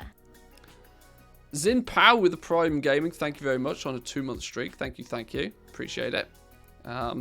Love me some Jeff Bezos money, thank you. Anybody else that wants to hit that Prime Gaming button and give me some of Jeff Bezos's money, I'll be more than happy to take it off your hands. Some people have chipped in with some input on this, so let's firstly see what Samadan had to say. So while there is likely to be a higher demand for a lot of these items at the start of the patch, as returning players look to consume the latest content, there's also the risk that with increased player numbers and others stockpiling, the expected inflation and profits come with a risk of not worth holding on to. So yeah, another easy way of saying that, you know, it only takes 1 or 2 people to try and panic sell what they've stockpiled to crash a market pretty quickly. In my opinion, consumable prices will spike for a short while, but they won't change much. I learnt this the hardest with patch 9.1. I have wings in stock, and they're a third of the value that I paid for them. There's a new herb anyway, so it's likely that will become the bottleneck for prices instead of any existing materials. Your best bet is to stockpile materials used for Legos and Crafter's Mark gear. Resell them after the patch and you should do well. I agree with this part. I do not agree with the first part. The fact that there's a new herb and making the assumption that it becomes the bottleneck is in my opinion, an incorrect assumption. I don't think that the new material is going to be the bottleneck. Why? Because everybody is going to be in the new zone. It's more than likely to be your Widow Bloom, your Sinvir, or your Marrow Root. These are likely to be the bottlenecks because there won't be as many people out in the old zones. Everybody will be in Zereth Mortis, where the new materials are. New materials are usually very easy to come by. Sure, they're often a little bit more expensive, but they're usually very easy to come by. They are very rarely the bottleneck. The bottleneck tends to be on the other materials needed that go into crafting something, of which we will see what happens. But this part I definitely agree with. Yes, stockpiling any materials that go into Legos or Crafter's Mark gear is wise, but only wise if you have a use for those materials as well. Buying just to resell is always dangerous. WoW Street bets on Nightshade. Nightshade's an interesting one because Nightshade is actually available in Zereth Mortis as well. Initially, it was looking like it might not be. But Nightshade is available in Zereth Mortis. And actually, ironically, since I made that video, there's obviously been quite a few people that paid attention to Nightshade. Nightshade has basically doubled in market value since I made that video anyway.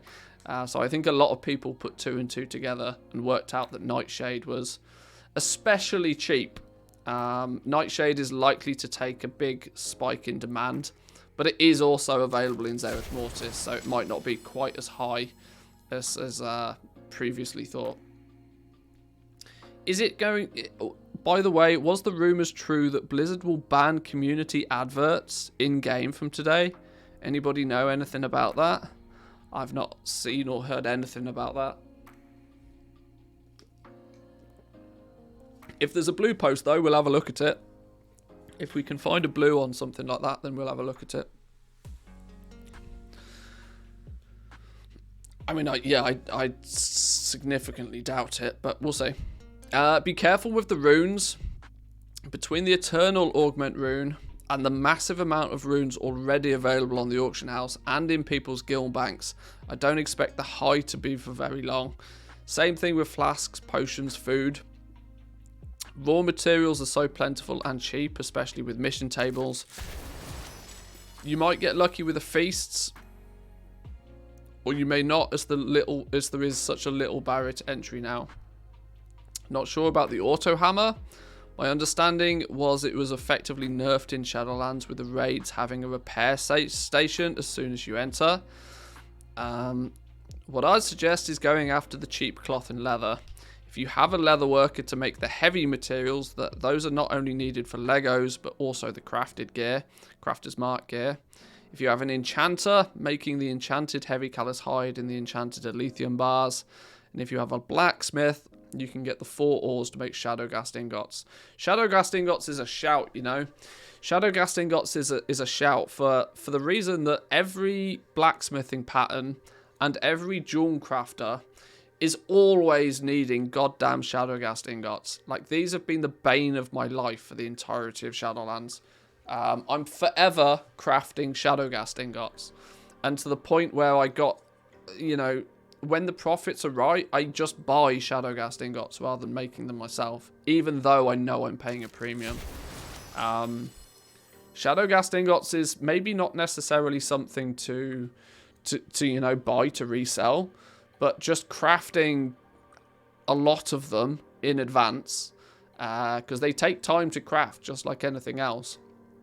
But you go through stupid amounts of them as a blacksmith, because legendaries use them in bulk, but your crafter's mark gear also uses them.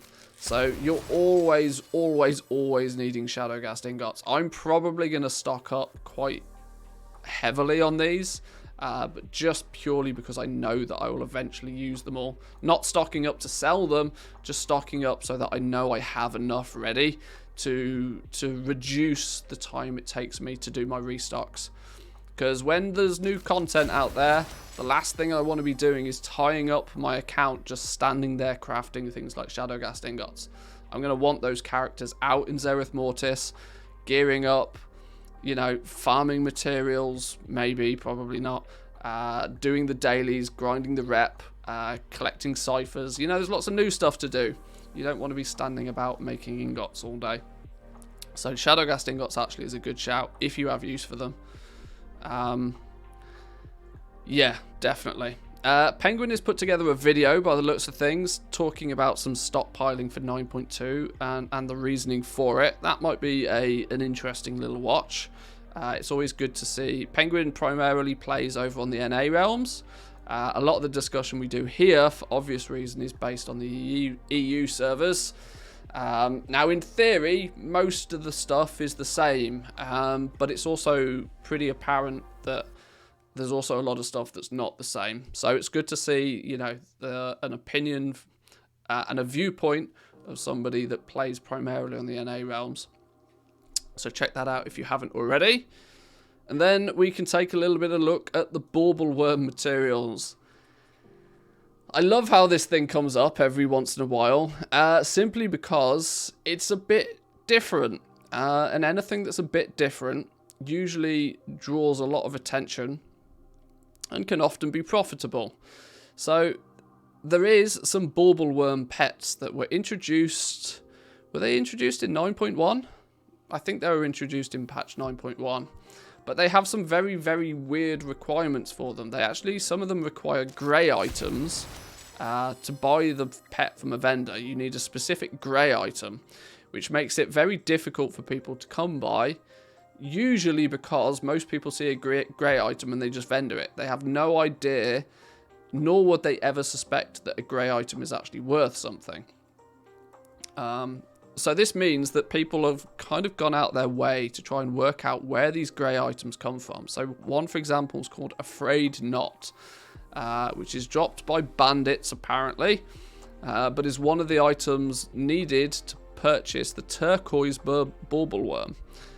These pets, you buy them off vendors, but like I said, they have, instead of just costing gold or whatever, they have these weird requirements, these weird materials that are needed. So I recently started looking into farming up the grey items needed for the bauble worm pets. For me, it's been fun looking for places where I can get these items to drop from. On my server, the item itself is selling for about 1,200 gold, but I'm actually collecting them to get the pets to then resell. First thing you're going to need is a rogue with pickpocketing. Rogues can pickpocket level 25, but I used my level 60 rogue and still was able to get it to drop. If you're Alliance, the best place to do this is Elwyn Forest. Pickpocket the bandits in the forest. There are a few different camps of bandits, one with a big group being right outside the main gate, and the others to where the collector quest is. For the Horde, you can pickpocket the humanoids in Tiris von Glade, but I don't play Horde much, so I haven't researched it. And then there's a little video accompanying it. This is quite fun. I love these little almost side activities for gold makers out there. Blizzard throwing something at us that's just that little bit different requires people to learn something new, maybe go and gather something that's not, previously been just hoarded for 17 years. It's quite cool. Now there are some other bauble worms though. This was just talking about the turquoise one. We can see here that there are a few. There's a ruby, there's a turquoise, there's a topaz, and then there's the flawless amethyst. Many people know about the flawless amethyst one because this is the one that takes 10,000 polished pet charms, which is a ridiculous amount of polished pet charms for a single pet.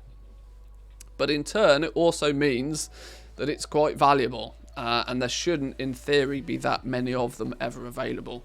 Because I can't imagine there's many people, unless they go out of their way, are ever going to have 10,000 polished pet charms. Now, I don't deliberately farm them. I'm sure if you play mission tables a lot, you probably have hundreds of thousands of these damn things at this point. But outside of playing the mission tables a lot, maybe from doing a couple of random daily quests here and there, I don't think many people are going to ever get 10,000 polished pet charms kind of like by accident. But just the man to talk to about this situation. Woo. Yeah. I think I share that opinion that converting your polished pet charms into this flawless amethyst bauble worm is a terrible use of 10,000 polished pet charms. But sure, if you've got them spare, then maybe. I'd probably recommend looking at some of the cheaper pets that you can buy with polished pet charms. I'd imagine you probably get a lot more gold for your... The gold per token ratio is probably much better. This is like, by definition, putting all your eggs in one basket and hoping that that's a profitable basket, which I'd imagine the market for these is not going to be particularly high. But it is kind of cool all the same. It's cool because it's expensive, and it's cool because it's kind of rare. It's not cool because it's cool, though, which I think is going to be the long-term problem with something like this.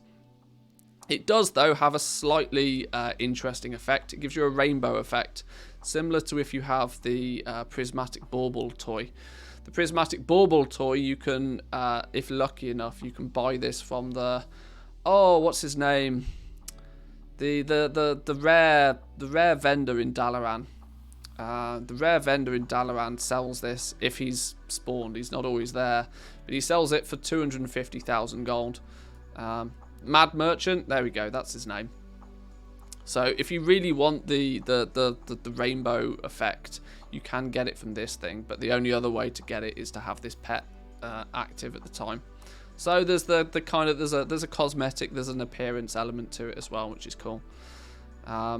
So the ruby bauble worm, to break it down a little bit then, is bought by trading in 3 of these grey items: a ground gear, Robble's wobbly staff, and a very unlucky rock, each of which appear to have completely different sources for them. Ground gear can easily be obtained from Mimron in Uldir. They're also listed as drops from other mobs, but because of scaling issues, you cannot loot them at max level. You can only through chromie time at certain level brackets, hence why you should do the raid. Wow, okay, clever. Once again, it's kind of deliberately done so that you have to have quite a specific set of, you know, the stars have to align for you. You have to have characters at the right level, you have to be doing the right content, and then maybe it might drop. But it's quite clever. The wobbly staff comes from Cataclysm instances, and a very unlucky rock should be 100% drop rate from a chest in Nazmir. That's funny, but the chest can only be obtained once per character. You can easily check if you've already looted it by checking the treasures of Nazmir. That's cool. That almost creates like some sort of artificial scarcity, that you can only get this item once per character. I mean, in theory, obviously, you could just create a new character, go to Nazmir and loot the treasure again, but that's not necessarily so simple to do. I macroed the effect with a Demon Hunter's Blade Dance. It looks nice. Oh yeah, that's quite clever. You're zipping around getting the rainbow effect everywhere. I bought a flawless amethyst Bauble worm for 200k on Silvermoon. Seems pretty cheap, to be fair, for 10k charms. 200k is ridiculously cheap. I can't see why anybody would sell them for less than like 500,000 gold, based on just how difficult it is to come across 10,000 polished pet charms.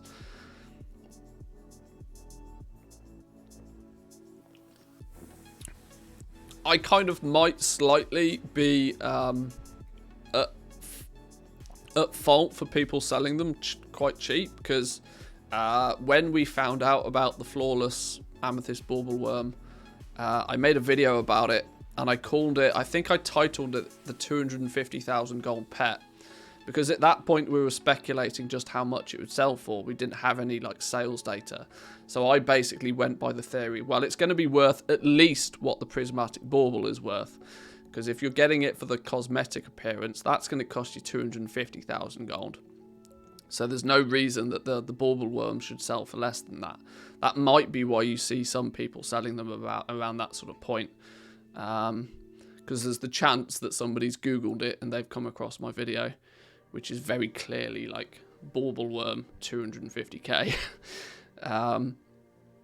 But in reality, though, they are, when you do the maths on them, they are worth significantly more than that, just purely based on how difficult it is to come across these pet charms. This goes into a little bit more detail as well about how you get the other ones as well. If you're interested in getting some of these pets, maybe to sell or you just to complete your collection, it's worthwhile checking out this little post. Very, very helpful. This was actually this was a copy paste, I think, from one of the comments on Wowhead. Speaking of the bauble worms, if you're saving up your pet charms for the flawless amethyst bauble worm, I don't know why I have so much difficulty saying that, then Vardis has some very useful advice on it. This is only 30 gold a pet charm. Pet battlers start valuing your time more and sell the lower pet charms for like 400 gold a charm. Yeah, so here we go. You can see he was able to buy one for 300k. And even at 300k, this is only 30 gold a pet charm.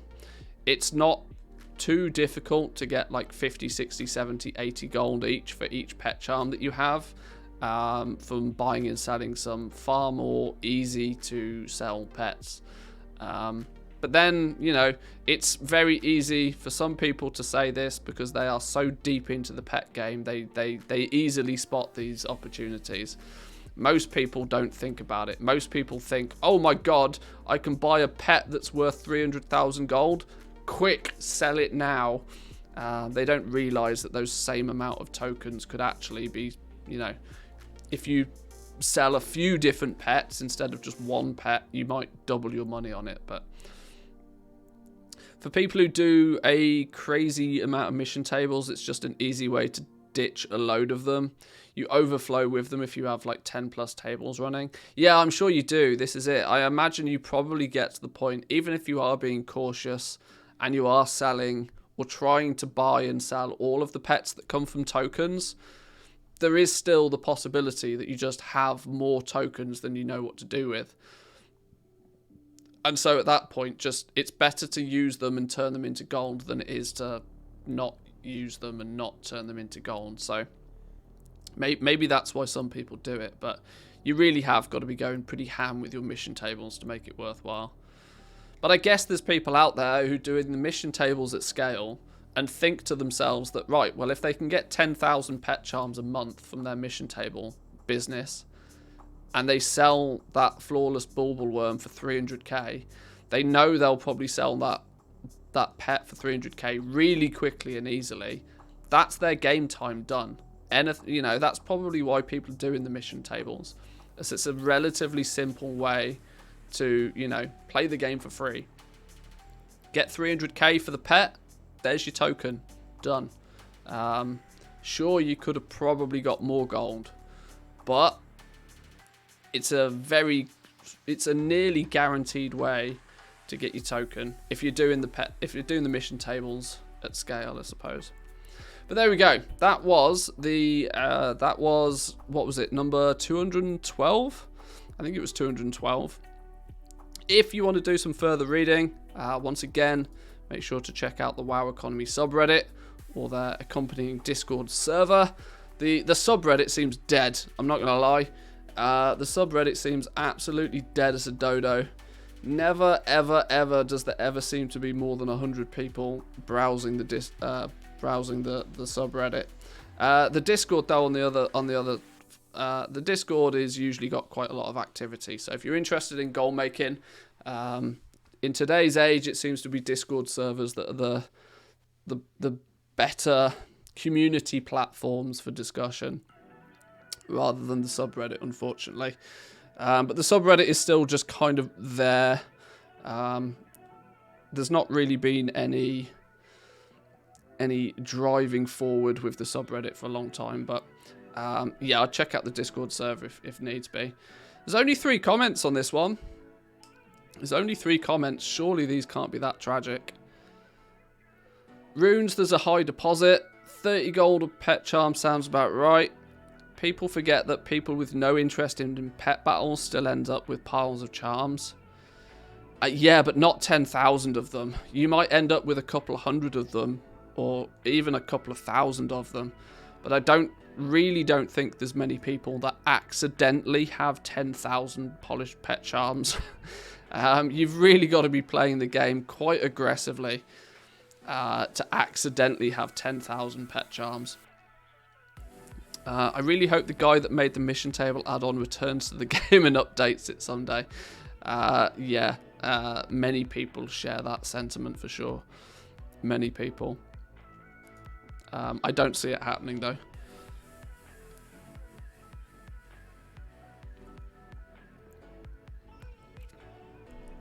I got up to 13,000 charms before I realised I had 10k for the worm. Yeah, but I mean, you're somewhat active within the goal-making community. Not only are you active within the game goal-making community, you're also somewhat active in the game. So you're kind of almost the exclusion to the norm in that regard. General Joe that does a few Mythic Plus probably hasn't touched a World Quest in 6 months and raid logs is definitely not going to have 10,000 pet charms accidentally. Oh, there we go. Woo's even got himself the spreadsheet of which pets are good to look at if you're converting charms. Smart. Should we have a look? So this is the quantity of polished pet charms needed, the item in question, and then what it's valued at. I assume these values are probably region averages or something, I would guess. But then gives you a breakdown of your gold per charm.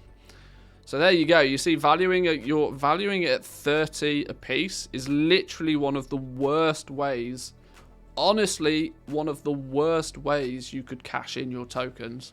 30 gold a token is tragic. When there are literally 50 better uses. Does this start at 1? It does, yeah. There's literally 50 better uses. Now, obviously, you can't dump 10,000 of them at once. You obviously are going to have to dump them in smaller quantities, but it gives you more stuff to sell. If you, instead of, I reckon, what's the, hang on, what's the equals, can we do, oh, we're in view only, file, make a copy. Yeah, cool. If we do, just very quickly, I'm intrigued now, what is the sum of all of the top 50 in terms of pet tokens, excluding the flawless bauble worm? 9,450.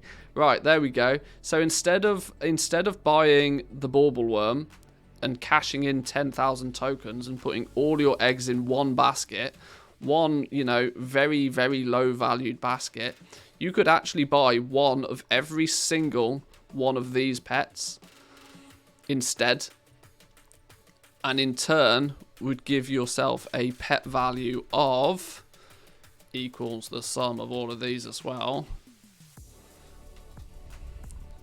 800,000 gold. Damn.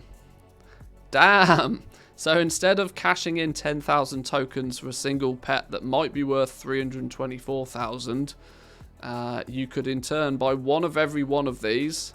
And obviously on the assumption you then have to sell every one of these, sure. But you'd have, pets to the value of nearly triple that. Nearly triple what the bauble worm is. So the TLDR is only buy the goddamn bauble worm if you absolutely have nothing else to spend your tokens on. Or buy it and sell it for a value somewhere closer to this number here. Selling it for 300,000 gold is stupid cheap. But thank you, Woo, for the spreadsheet. Very helpful.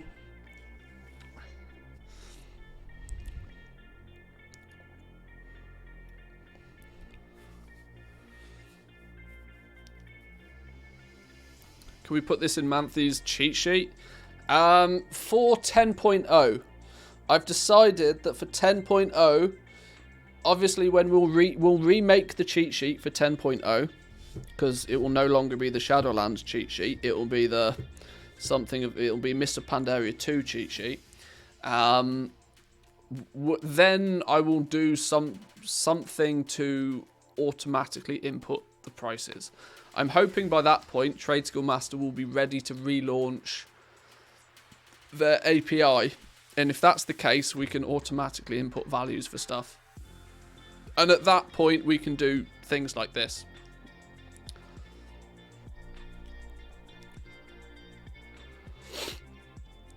But yeah, we'll do that. I'm not doing that for 9.2. Not for the last patch of an expansion. That's something. When we remake the sheet from the ground up, then we'll do something like that. But that was cool. That was interesting. That was cool. Right. So yeah, that was the report for the week. I hope you all enjoyed.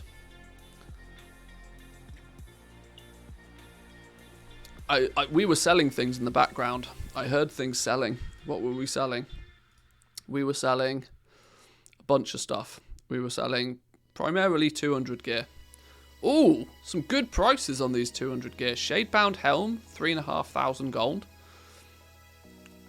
That's like less than 1,000 gold to craft. That's really good. 5k for some Shadow Lace trousers. Not really much profit in that, but 3,600 gold for Shadebound Greaves. 1,200 gold crafting cost. Go on. I'll take it. Big monies. Big monies. 10.0 is 2023, my guess. I don't know. I think they're going to... I think we'll get 9.2. After we have 9.2 in our hands... I sold a Shadowlay's Cloak for 10k. Wow. After we have 9.2 in our hands, I think we will very quickly learn about what the next expansion is going to be and have a guesstimate to when it will come out. My money is if Blizzard are going to want to have a Q4 Christmas release, because every company wants to release their product at that time of the year, because that's when you make all the money. They will obviously want to release it later on this year, but we'll have to see if that happens. I would like that to be the case. I really don't want patch 9.2 for 12 months. If we do have patch 9.2 for 12 months, I probably won't be playing World of Warcraft by the end of those 12 months. It's very safe to say. I can't imagine me being able to withstand much more than 3 or 4 months of patch 9.2. Hopefully, I'll be able to get into, betas and alphas and PTRs and other stuff, but I really, really hope that we don't have too long of 9.2. Ashes of Creation. Well, we'll definitely be playing other games for sure.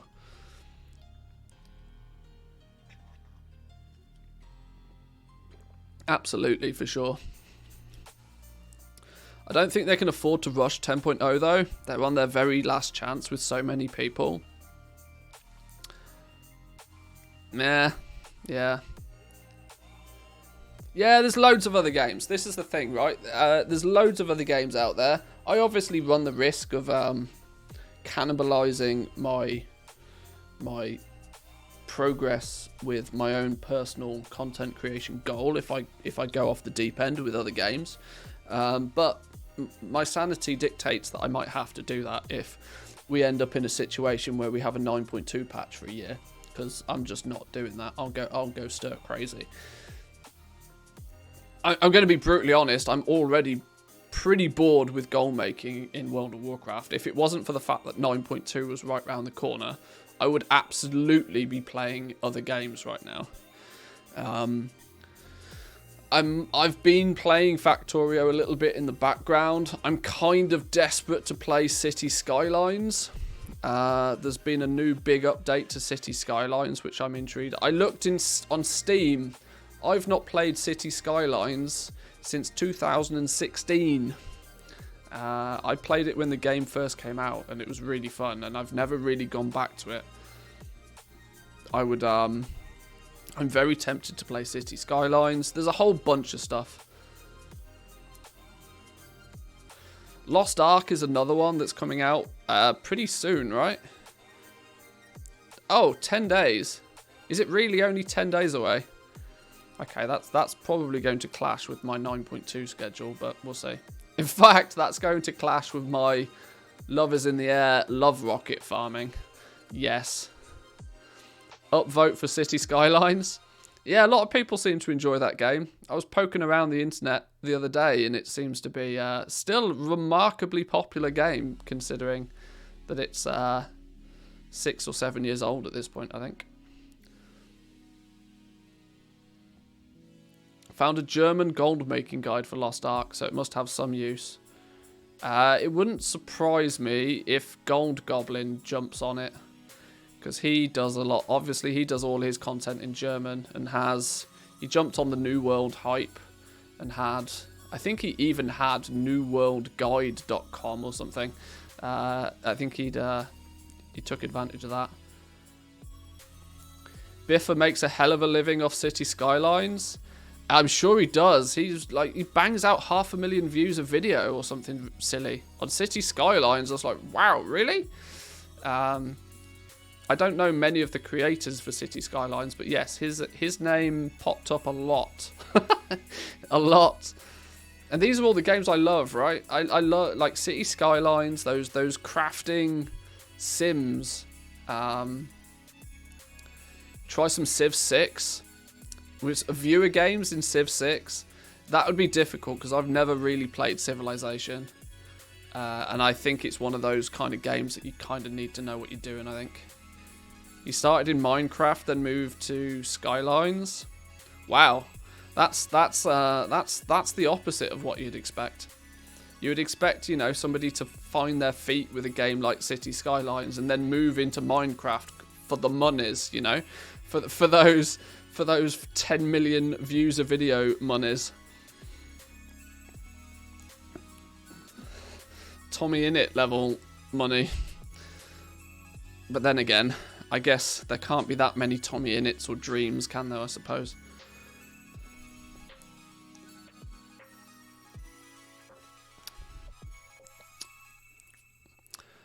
This realm seems to be ticking over nicely. Well, I didn't really have... I'm going to be brutally honest with you. I didn't really have that much of a plan for today's stream, other than to do the economy report. I know I probably need to log back onto Sylvanas and repost a bunch of auctions now. They should have expired by now.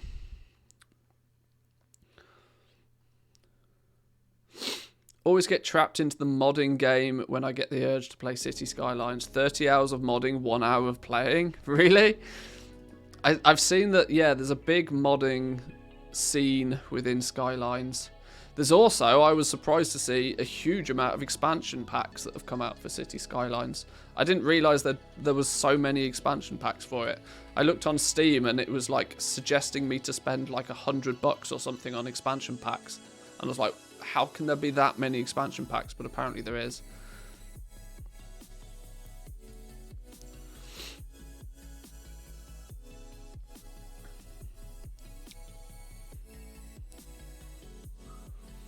He was part of the Hermitcraft, though. One of the original high-profile clans that got lots of views early on. Oh, I see. Oh, well, that makes sense then. That makes sense. Here we go. 600 expires to relist. I knew I had something to relist. Actually, did we fit... Whoa, whoa, whoa, whoa, whoa. What's that button? What button did I press then? I don't know what I did or how I did that. Something magical happened. What I meant to do was go to... Oh, this one that's been logged off. I see. I was going to check back and see if the Leystrite had finished prospecting. Today's the day for squirrels. Release the squirrels. Maybe. Maybe.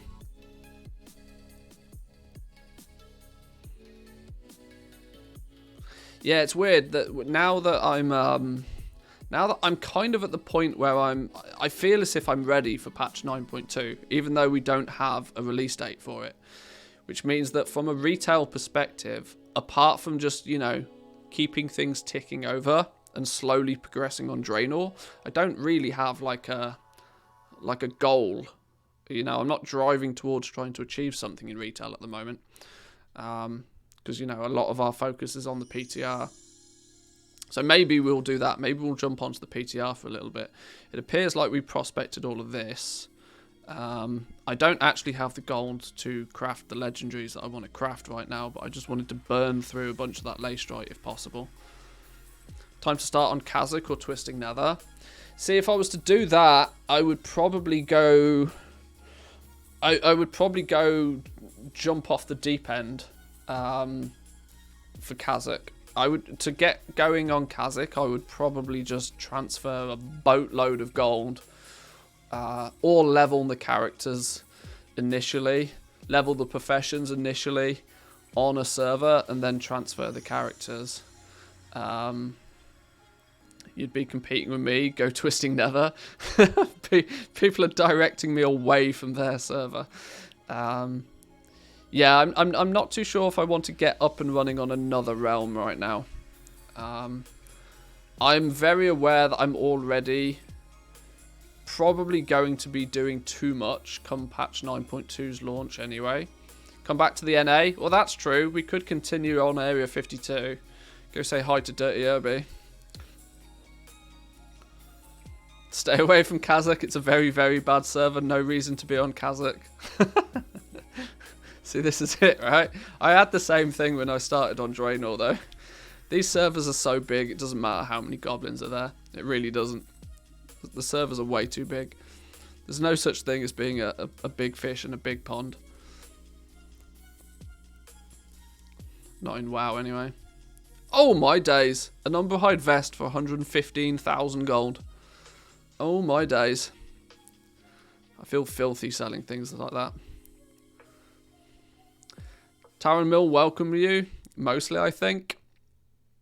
Yeah, I'd say so. I'd say so. Pretty much.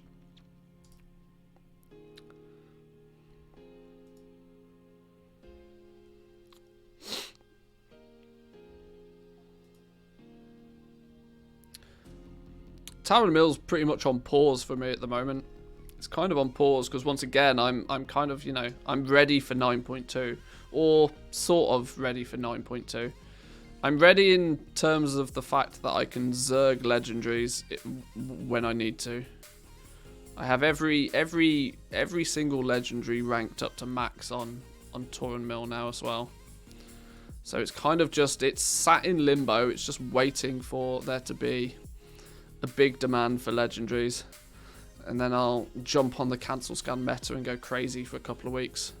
Make 20 mil and then be happy about it.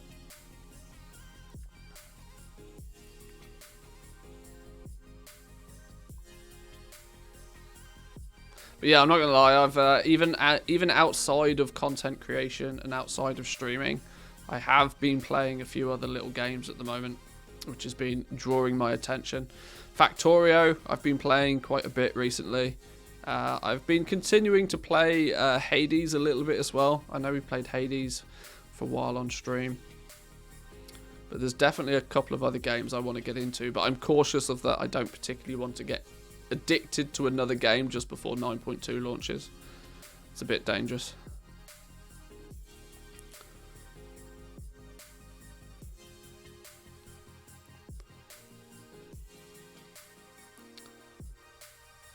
I wait for the day when you'll only focus on the big servers and tone it down on Sylvanas, as that's my ally realm. Unfortunately, Sylvanas, for as long as my characters are on Sylvanas, will always be my home realm. Simply because it's the characters that I've been progressing on for literally 10 years plus. I'm never going to give those characters up. The only thing that might be I might transfer those characters away from Sylvanas at some point, but it's going to take quite a lot for me to move from here, unfortunately. So, unfortunately, you're stuck with me for a little bit. You should do a game roulette on a Friday with like the top 6 you're interested in. The difficulty I wanted to do this, you know, different game Friday thing, and we started it with Hades. The problem is most of the games that I like playing are not really games that you can just dip in and out of very easily. To stream Factorio for 3 or 4 hours on a Friday is entirely pointless, because in Factorio there is nothing you can achieve in 3 or 4 hours. Literally nothing. I mean, speedrunners will tell a different story, but that's basically that. Those guys are playing a different game. You know, the lots of the games I want to play, just a single stream on a Friday, I don't feel, unless I showcased something that I don't know. I wasn't able to make it work how I wanted it to. Hades worked well because you can dip into Hades and you know, it's a roguelite, you're progressively getting better. You can dip in and do a few runs and it's fine. Satisfactory is another one that's on my list of absolutely, definitely, most definitely want to play. On the basis that I've got 3,000 hours plus in Factorio. Satisfactory is a very logical progression. I absolutely want to be playing some of that. I'm kind of holding off with Satisfactory until I've got, you know, a good period of time to devote to it. Because whilst I imagine you can probably complete Satisfactory in a reasonable time frame, I'm not the kind of person that plays a game like that just to complete it. I go big. I go big. I love my mega factories in Factorio, and I know I would want to do the same in Satisfactory. I'd probably want to do a complete playthrough of the game just to learn how the game works. Then I'd probably want to do a complete playthrough of the game with some mods. And then I'd probably want to do a complete playthrough of the game just going big. Just, you know, max everything.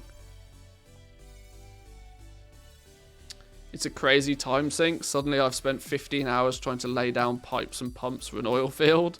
Yeah. You might be interested in Oxygen Not Included. I've played that as well. I've played Oxygen's Not Included. I played Terraria. I've played Brain, what is it? Prison Architect. I've played a few little games like that as well. Rhyme World is one that I've not played though. That's also on my list. There's loads of games I want to play. This is the downside of playing WoW. As much as I love playing World of Warcraft, because it's an MMO and because it's an RPG, it is the definition of time sink. Especially gold making, because gold making never really... It's very hard to switch off gold making.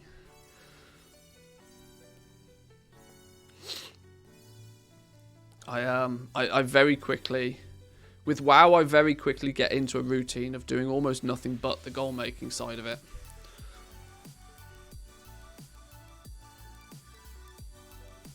Which is fine, for as long as I enjoy it. Sure. Dyson Sphere program. Yeah, played that as well. Yeah. I actually made some videos on that about this time last year. I started a little playthrough of that when the game first came out. I very quickly got back into WoW though. I gave that its 40-50 hours and then we came back. Rhymeworld turns you into a psychopath? Really? Oh dear. I'm not sure I want to play it now. But lots of those games in that sort of genre, the sort of building, strategy, you may have noticed very single player oriented games for the most part. Some of these games that we've spoke about have a multiplayer element, but they're not, you know, they're not Call of Duty. They're not MMOs. I have this, the older I've got, the more I've had less and less patience for playing multiplayer games, believe it or not.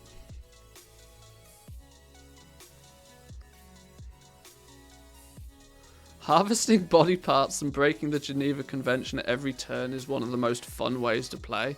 Oh god. Yeah, that is going to turn you into a psychopath, isn't it? Oh dear.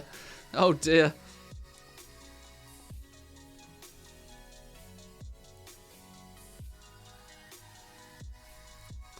Yeah, I'm not sure if that's going to be a good or a bad idea.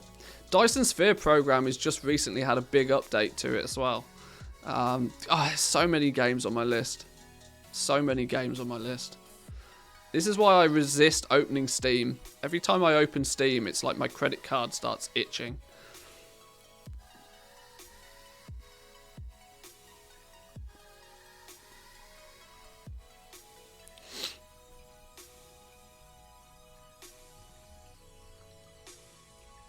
Next mailbox. Still 300 to go. We'll get these posted and then we'll go and explore the PTR a little bit. I should probably be able to tick another couple of boxes on the cipher system on the PTR today, actually. I think I've got enough ciphers.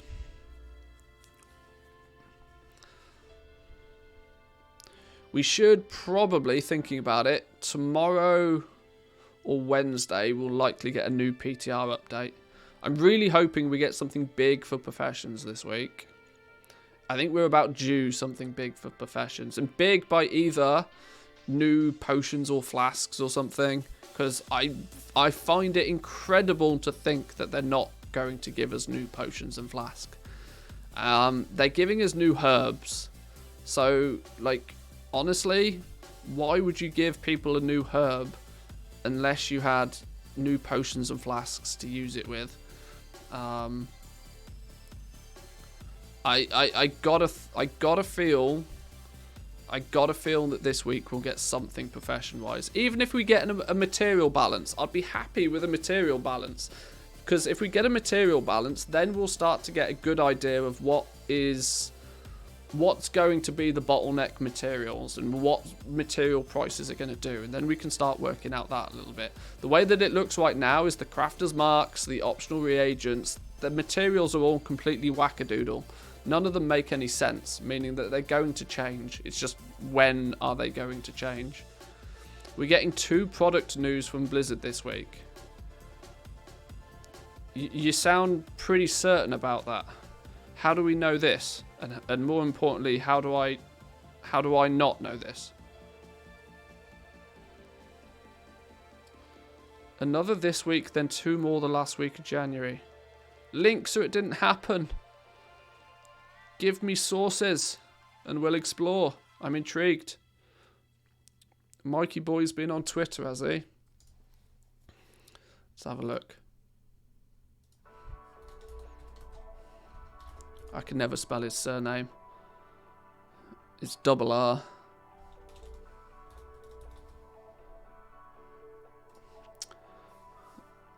What's he saying? He was playing Warzone on Twitch. Guy's an actual gamer. Fair play to him. We need more of those at Blizzard. We need actual gamers.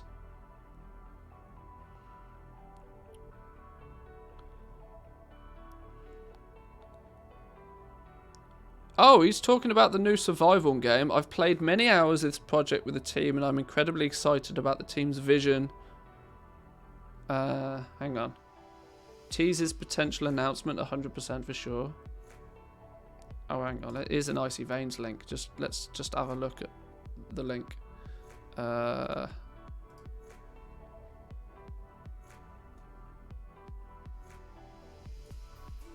Yeah. Cookies, whatever.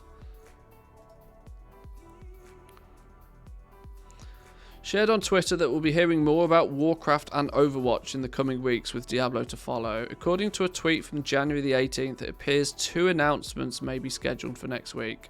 A couple of awesome product reviews last week. Really proud of the team's focus on our players. Another this week, then 2 more the last week of January. Can't wait until we can share all of this with you.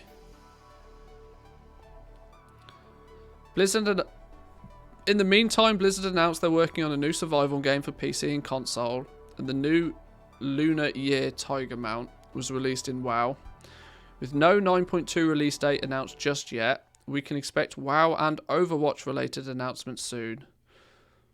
Word has it that you have some undeveloped games in the market as is. Might want to throw some manpower over their way. Blizzard is a big studio, and we have talented and growing teams supporting live games as well.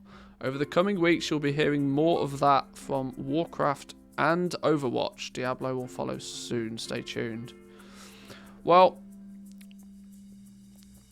some things we already know are in the works. We know that there's 2 mobile World of Warcraft applications being made.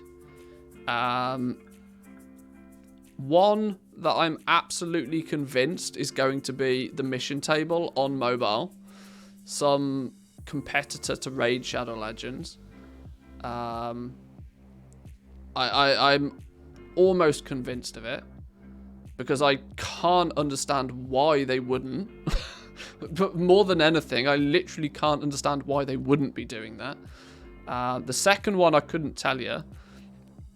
Towley's already hinted at one of the news this week, so on a WoW mobile.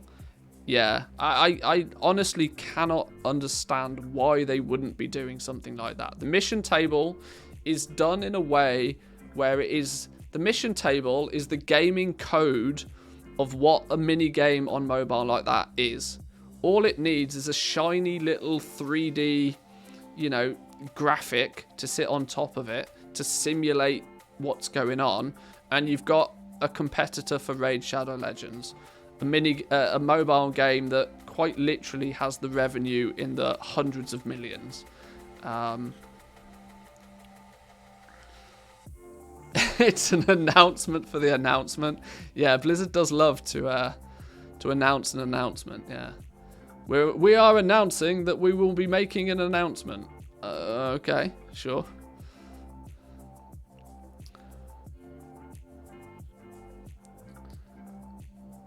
It would be nice if Blizzard played their own game. I mean, yeah, to give Quick his dues, it's nice to see someone heading Blizzard who is actually a gamer, like a proper gamer. Like, this dude is hardcore level gamer. It's nice to see. Even if at this point I still don't know anywhere near enough about him from a business point of view, it's nice to see the fact that he plays games and enjoys games and is a big gamer. That is who you need heading a company like Blizzard.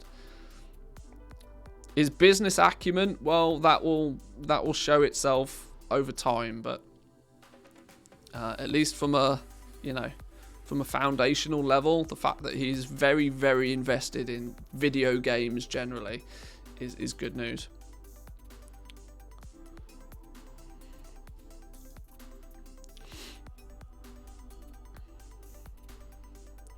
Let's get these listed.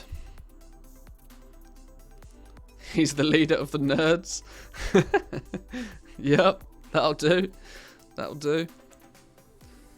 I mean, who? Let's be honest. Who else would you want to be running Who else would you want to be running a, you know, $70 billion gaming company? Sorry, okay. He's the head of Blizzard, not Activision, but you know what I mean. Yeah, you want nerds at the top of the tree, for sure. All power to the nerds.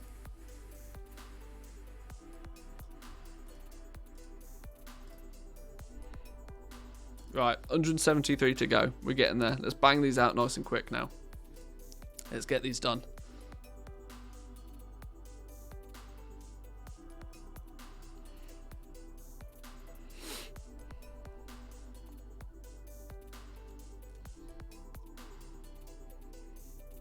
Where's all my sound? There we go, sound effects. I thought it was remarkably quiet. Okay, it's gone quiet over on Draenor. Usually an indication we've just been undercut on everything. Let's do a quick cancel scan over there. Nothing. Assumed probably not. My mum said video gaming wouldn't take me anywhere. Well, it hasn't, but look at Mike. Yeah, didn't take me nowhere, but look at this dude, yeah.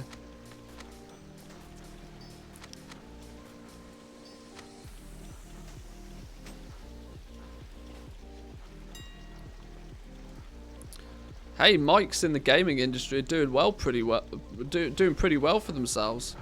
Look at Preach. He's on a glow up from every angle. Stops playing WoW and look at him. Boom. Maybe that's the trick. Maybe that's the trick. He's a 5-6k Andy on Twitch nowadays. And he's just got himself a new studio. Doing big bits over in the Final Fantasy world now is Preach. Team of people behind him. Good effort.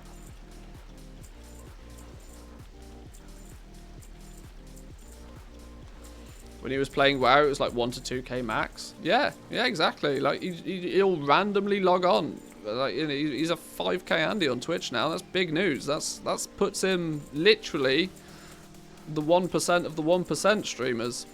Big news. Set for life. It's good to see some fellow Brits having success on Twitch. not just everybody that seems to live in Texas.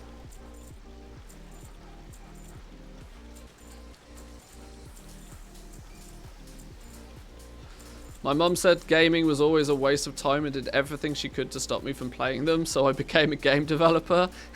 That's usually how it works, right? That's usually how it works. I must admit, my parents were of the similar opinion. My mum was a little bit more just do whatever the hell you want, but my stepdad thought I was absolutely ridiculous for playing video games all day. So to spite him, to spite him, I am now working my way into a career playing video games. Yep, that's a big middle finger up to my, yeah.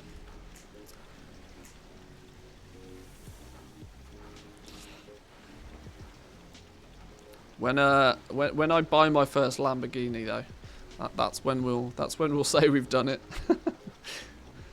That's when we'll say we've done it.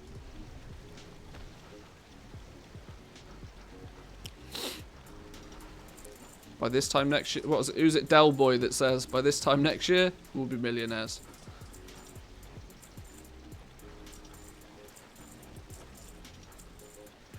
You need to do what you like. I like video games. No, your opinion is wrong. Yeah.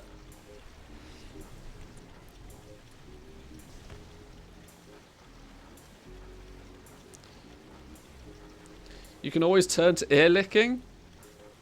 I don't think I've got that down, you know.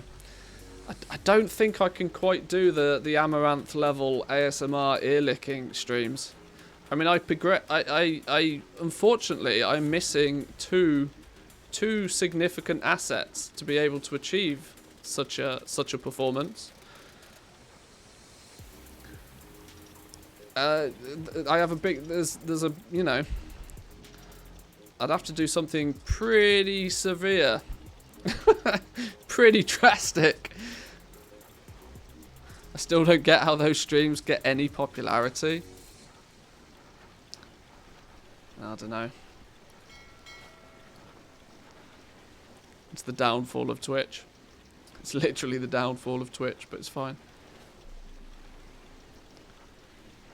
I know why you haven't got more viewers. You're not doing jumping jacks in a pool. Yeah. Yeah, the AS, like the it's a very touchy subject for obvious reasons, that I know full well that Twitch is, I mean, it's difficult enough for females to have an online presence without getting just unnecessary amounts of abuse. Because let's be honest, random guys on the internet are fucking animals. And a lot of them need to be castrated. So it's difficult enough for females on the internet to have like an online presence. But you know, to Twitch is one of the least accessible, I would say. So like, as much as I have a natural distaste to the genre of streams that people like Amaranth do, I absolutely 100% appreciate the hustle. Without question, appreciate the hustle. You got to be seriously thick-skinned to do something like that in the first place. To grind your way through the shitstorm of just weird Looney Tune people on the internet.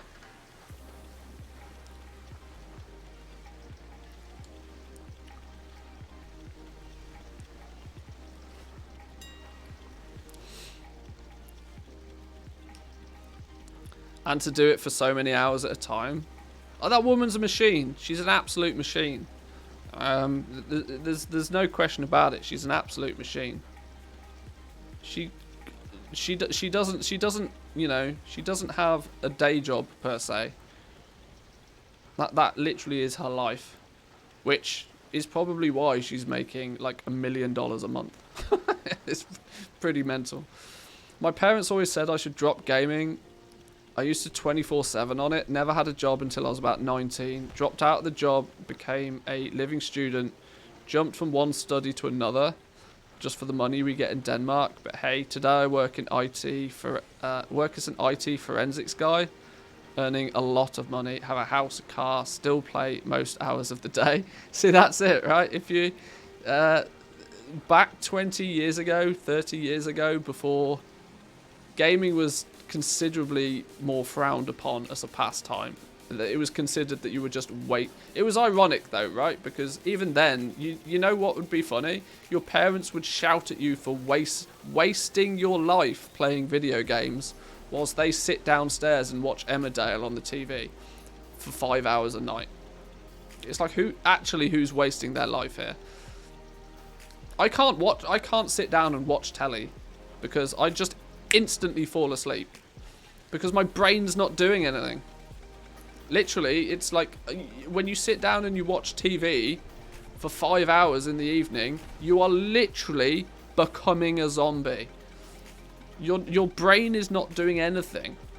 You've got no motor skills on the go. Your brain is not functioning any more than just change channel, change channel.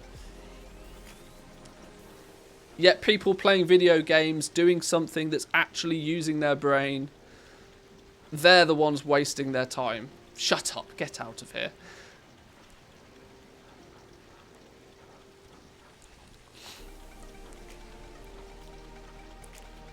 I bet those parents were shouted at by their parents for wasting their life. Maybe, who knows.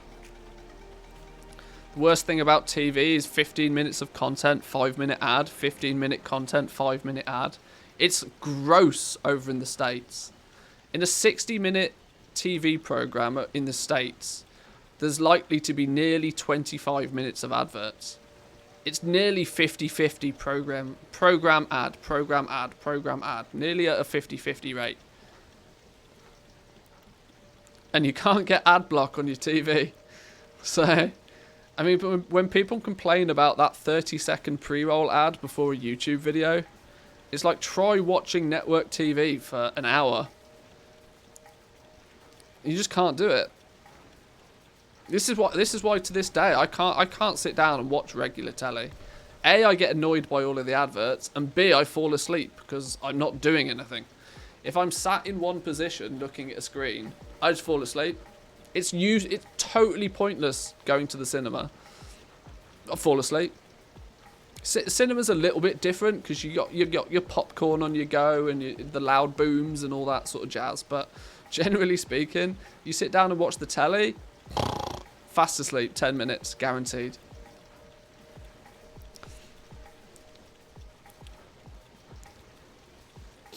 Which is ironic, really, because I think we have nearly every single TV subscription you can pay for.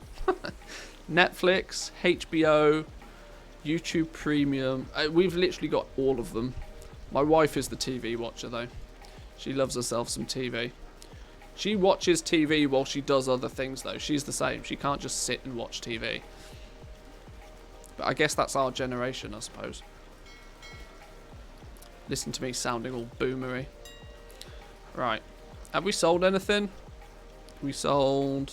No, nothing. 1 minute, all of this expires. 2 minutes, 3 minutes, and then 19 minutes. Okay, we'll wait 3 minutes for these. We'll relist these, because this is all our 200 stuff. Ah, no, screw it. I can't be bothered. Let's go on to the PTR. Boomer alert.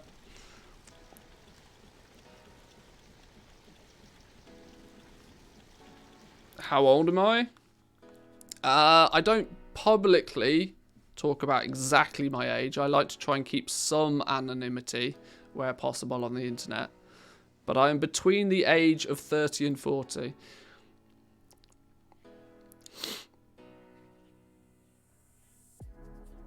Goal making on a couple of accounts plus a good new series to binge on is Nirvana for me. Yeah. Yeah, I when I'm not streaming, I will often be watching something. To be honest, for me, it's actually still usually YouTube. I'll usually find a let's play of some game or something on YouTube, and I'll zerg that while I'm doing some goal making in the background. Same as me then. Damn, I'm also a boomer. I've frequently been told I look a lot younger than I actually am. I'm not quite Devon Nash level, because he looks about 15, yet he's about 50. But I do generally think I look a lot younger than I actually am. I think we can close this account as well. I think we need to just cancel all distractions and jump on the PTR.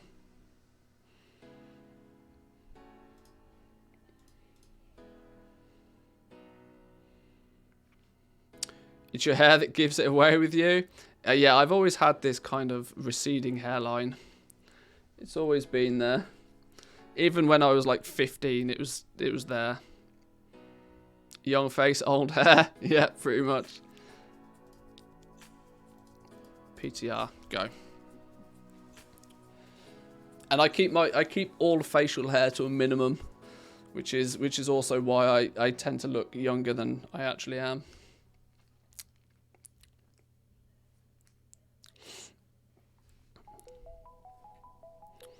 I think it's just a WoW thing, right? If you play WoW for too long, you go bald. It's just a thing. It's just how it works. Play WoW for too long, bald. Instantly.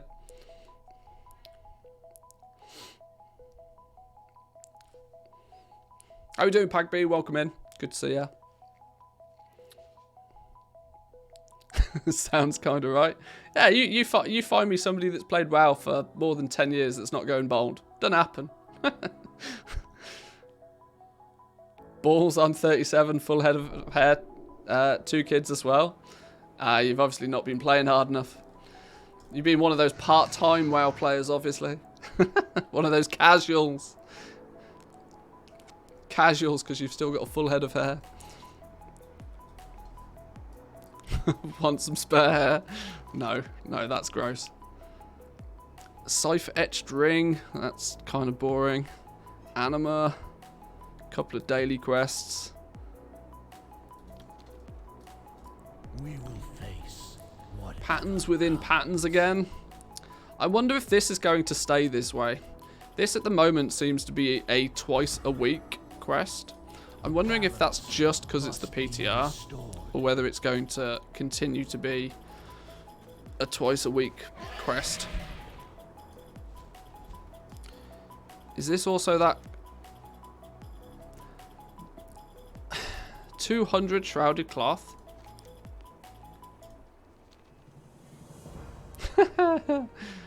I wonder if these quests must lead to something, right?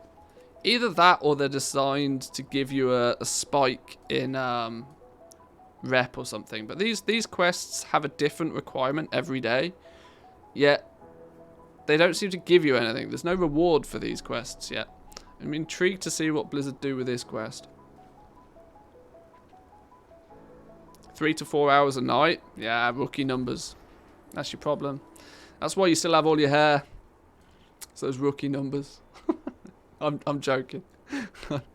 To be honest, 3 to 4 hours a night, you probably play more than I do. Do you think the new crafting gear is going to sell? Is going to cost? Will sell as it's going to cost so much. Well, at the moment we don't really know because the new crafting gear, the new crafter's gear, we don't really fully understand how much it's going to be. Where is it? Yeah, here. The materials haven't been balanced on these yet, so it's really kind of quite difficult to work out just what they'll be. 200 gears looking at 1.5k ish, 230 being the new 230 will be 3k ish. I mean that's pocket change compared to what they were when they first came out. It was not out of the ordinary. If for those that remember the first week or so of patch 9.1, when people found how to get Archivist Codex rep as quickly as possible, it was not unusual for the 230 pieces of gear to be selling for 25-30k a piece. Not unusual at all. They were costing 5,000 gold to craft, people were selling them for 30. That's the kind of market you get into when it's new. Because let's not forget, 233 pieces of gear are actually going to be upgrades for many people, and you'll be able to buy an entire set of it. There's many people rolling around with less than 233 item level right now that will be your prime target for that gear. And a 260, well, I can't remember, is it going to be 262? What's this going to be? Yeah, a 262 piece of gear is currently an upgrade for basically every single player in the game. Because at the moment, your rank 6 legendary is your highest piece of gear, and that's 262. These things are going to, you know, people will spend 25, 30, 40, 50k on one of these the week it comes out, because a 262 piece of gear will be a big upgrade. And people always pay big bucks for upgrades. Now, obviously, they won't be upgrades for very long, but it's going to take a good few weeks before people are, like, raid geared. So, they'll absolutely sell. It's like absolute hotcakes. Like toasted buns, they will sell.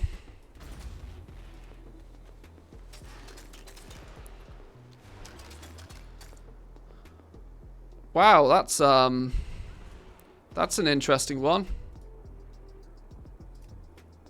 Can we try that again? Maybe do it without the mount. I don't know how. Oh, okay. Now it's a thing.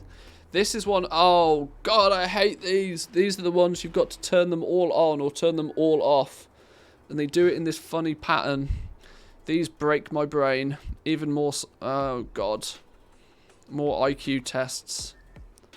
I don't even know where the fuck to start. They do it in a cross pattern. So you do this, for example, and you can see they all turn off.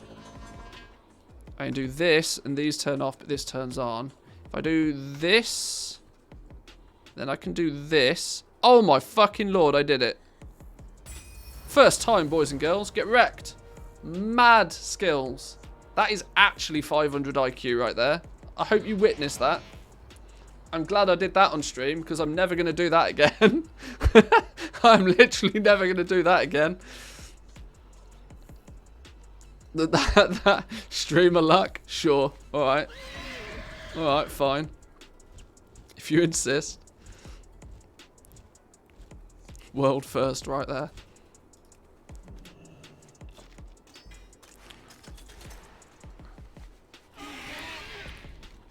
Let's go and check what's going on with our ciphers. I don't know how many ciphers we've got, but we might be able to start a new upgrade.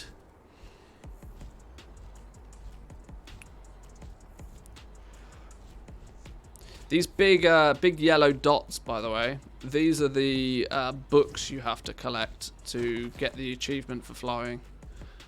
Which they're massive, great big yellow dots on the map now, making it very difficult for you to miss them. You run around Zereth Mortis, you'll find those pretty easily. I'm tempted to do a little video just showing the 8 locations of those. I'm sure that video will get 30,000 views. Week 1. 206 ciphers. Do we want to... I seem to remember I was saving ciphers for something. And I can't remember what I was saving them for. But I was deliberately saving them to dump them into something specific. That was a big 200 plus ciphery thing. What is it going to have been, though? Maybe this one? Gain the ability to communicate, interact, and quest with Automa in the arrangement index at the Endless Sands. Ah, yeah, this is it. You gain further access to the Protoform Synthesis Forge, which allows the discovery of creation of large creatures. This is actually, apparently, when you unlock this one, this is the one that allows you to start creating the mounts.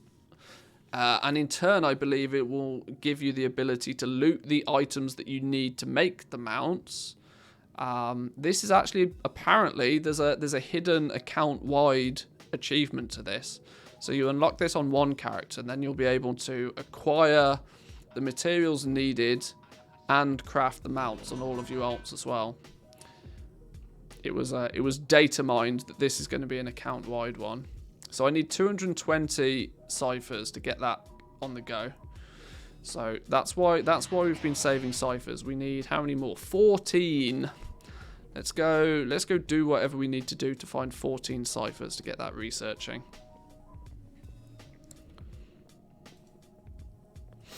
We need an add-on for those games. Oh, absolutely. Either an add-on or a weak auras. I imagine a weak auras can probably do something about that. I would guess. Weak auras can probably be programmed to work that out for you.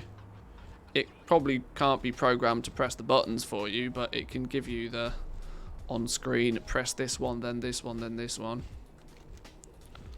Maybe some graphical overlay or something. Although Blizzard tend to frown on graphical overlays. What are we doing with this one? Save cubs. Oh, okay. We pew pew things and then we save the cub, I see.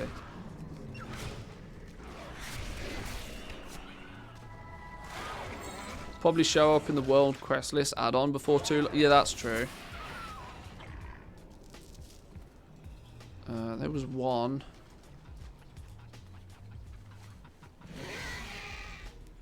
There's a cub here. Now we're going to see just how trivial these world quests become as soon as you unlock flying. Because in theory, apart from Manthus's stupidity of pulling mobs, you in theory don't need to aggro anything ever when you can fly.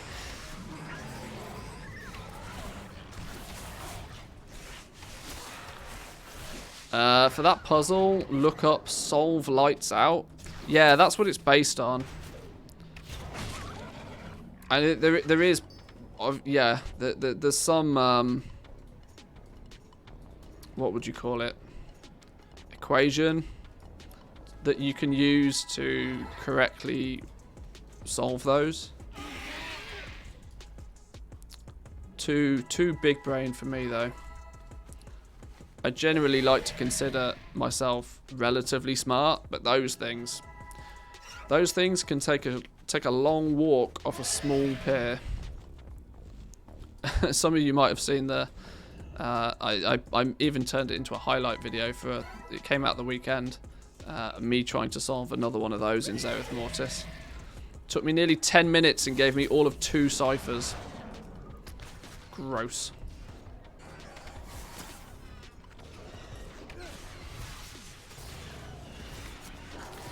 They forget they likely have an add-on that already does the same job.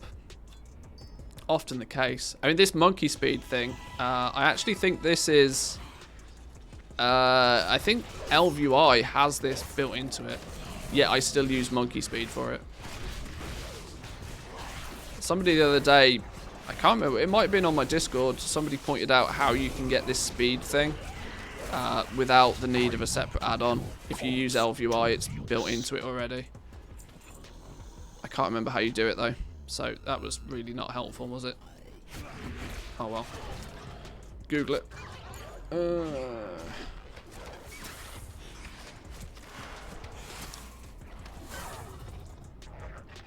Oh my god, I can finally catch you streaming. Yes, I know. I'm aware. My stream schedule is not favourable for many.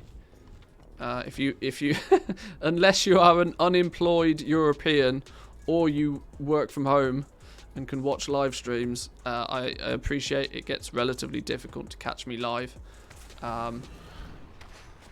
Because most Americans, most across the pond are fast asleep right now, or they should be. Wow, okay, thanks for outing me. Yeah, sorry, I've just gone and called, I've called 90 people unemployed Europeans. Apologies, everybody. These creatures were precious to the first ones. Thank you for rescuing. Working from home for the win. Yeah. Yeah, one day, the thing is, I've explained this a few times on stream, but the reason I stream at the time I do is because, and I hate to be greedy about this, it's the most convenient time for me. That's literally it. My wife is busy downstairs doing her day job. Obviously, whilst she is working from home, it's sensible, especially if she has like business meetings. I need to be out the way anyway. It makes sense for me to stream at this time in the day for me. I get up, I can have my coffee, I can chill out, I can post my auctions, we can get some conversations on the go. But I equally appreciate that this is probably, if you're going to pick 3 or 4 hours of the day to stream in, probably the worst 3 or 4 hours to actually stream in. Because, you know, America's in bed or going to bed. You should advertise more to the oceanic viewers. Prime time there. Yeah, true. There is that. That's true. I mean, there's never going to be a perfect time in the day to stream. But when I should probably, if I was to min-max streaming, I would be streaming probably 5... Oh, Bejeweled, look. I'd probably stream between 5 o'clock in the afternoon and 9 o'clock at night is probably the best possible times for me to stream if I was really trying to min-max and hit as many viewers as possible. But that's not why I stream.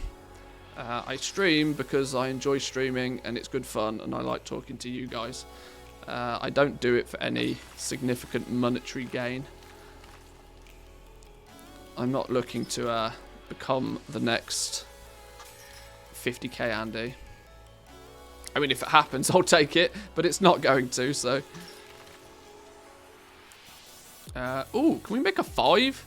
See, in the real game, you get big bonuses for doing a 5. This doesn't seem to tell me how much of this I still need to do. I guess I just keep doing it until it goes away. Unless I'm missing something. Well, the UI's decided to disappear.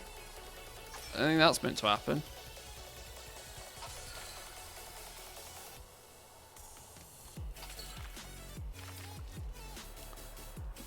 Yeah, it does feel a little bit like we're in Najatar again, I'm not gonna lie.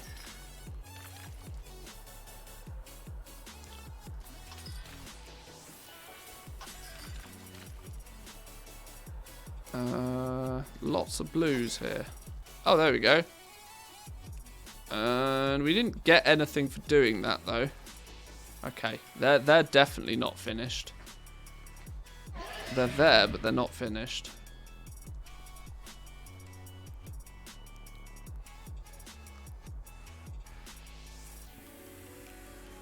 Don't forget the peak viewership when you start eating breakfast, lunch. It's yeah, it does surprise me just how well I seem to retain viewers as soon as I start eating. You guys have all got some weird eating fetish. It's literally as soon as I start. Well, mainly it's because every second time I eat on stream, I nearly choke to death. So I imagine that's quite amusing for some.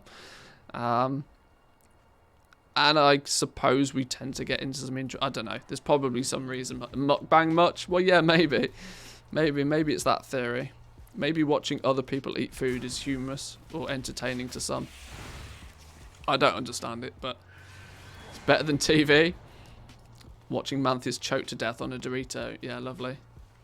Get cheese lung again. Right, I need a bunch of apples.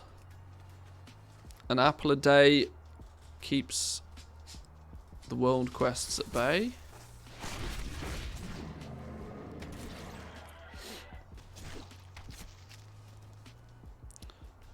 Can you imagine how much money he would have made just by putting an ad in his cheat sheets? I was actually surprised. I mean, I use a Bitly link for my cheat sheet so I can track how many hits or clicks the links had. And I was surprised just how many people had used my cheat sheet last time I looked. It was in excess of 30,000 people. Which, and that was last time I looked, which was months ago. I was quite surprised just how many people have used the cheat sheet. When we made it, some of you guys will remember us making it originally in the Shadowlands beta. When I made it, I didn't even plan on giving it to anybody. I just did it purely to run some numbers and keep track of stuff because it wasn't very easy to keep track of when it first came out. When they first came out, it's pinned on my browser tabs. It's always open. Hey, thanks, I guess. Thank you. And when you say that, there is actually ads in the cheat sheet. The ad, though, is just me plugging my socials. It's not like some gross 30-second video ad. That's how many times I've clicked it because I keep making mistakes on my copy. Yeah, I wish there was some better way for me to go about doing that. I wish there was some way with Google Sheets that I could, you know, publish an update so that people could update their version of it rather than having to just like re-download whatever my newest version is. This is why I try to not just do little changes all the time. I try to like what I did recently for getting it ready for 9.2. I like to do a whole bunch of stuff and then, you know, tell people that there's a new version of it that might be worthwhile them creating a new copy of it, for example. This is always the downside of sharing spreadsheets. There's no... Unless it's a finished product day one, it becomes a bit weird and a bit difficult to, you know, keep it up to date for people. Without people having to do... Because if anybody does the legwork... Yeah, that's a good example, like putting in a universal material sheet or something. If people go to the effort of customizing it themselves... It then becomes quite difficult for those people to update to if I release a new version of it. But I haven't found a solution for that, so.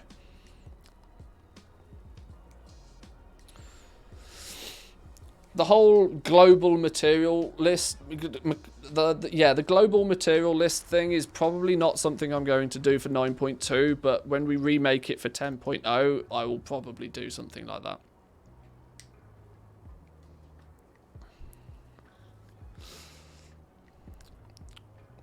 I'll admit I've seen it and used it after Ginny shared it in Kuhn's stream, and I've come here from time to time after just checking out the stream. Oh, nice one. Cool. Glad you made use of it, and welcome in. I like the new tabs with the cheapest crafting for the Legos. Yeah, I thought now that we're going into 9.2, that was... it basically became a mandatory thing in my eyes.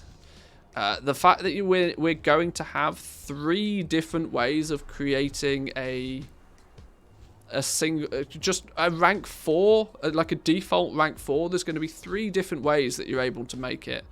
Now in patch 9.1, you know, if you use a vestige to make a rank 4 using a rank 2 plus a vestige, then you probably, you know, you've probably done the maths yourself. But when it gets to the point that there's 3 different ways to make the same item, I at that point decided that, right, it probably is time to integrate that to the sheet properly and do the maths behind the scenes and just present people the cheapest option. Because I also know that the add-ons out there that do help us in game are not quite as sophisticated enough to fully achieve that. I mean, Trade School Master just doesn't do it. They seem to flat out refuse to do it. I don't know if they plan to add that to it, but this is why I worry about Trade School Master's usage for legendaries in 9.2. That if it uses default costs, it's going to have really dumb pricing for rank 6s. And it's just going to, it's going to have really dumb pricing, which worries me. You already have to you kind of have to hack Trade School Master to work in the first place. Legendary Stock Tracker, Stroh's doing a really good job of getting the add-on in order. It has some sort of smart understanding of the different ways of crafting different things. It will tell you when you should be using a vestige or not. I believe, I will of course be corrected if I'm wrong on this, but I believe he's trying to integrate the new vestige properly as well. Is Necro good for BM Hunter? No, it's terrible. Don't do it. Like, honestly, it's terrible. I'm not even memeing. It is terrible. It is actually the worst Covenant to be in for a Hunter. So yeah, I'm only Necrolord just out of habit. It's genuinely the worst. You should be Night Fae. Almost in every scenario.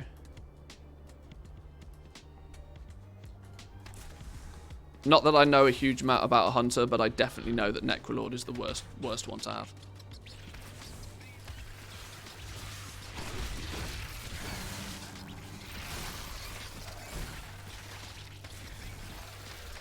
I wish TSM took an LVI approach where they provide a module API for other developers to integrate with it. You said lots of words there that I barely understand. Some of them made sense though. I don't know. Now I can't confirm nor deny that this is a thing, but TSM seem to care less and less about the add-on that everybody uses every day, more so about their ability to collect the data behind the scenes.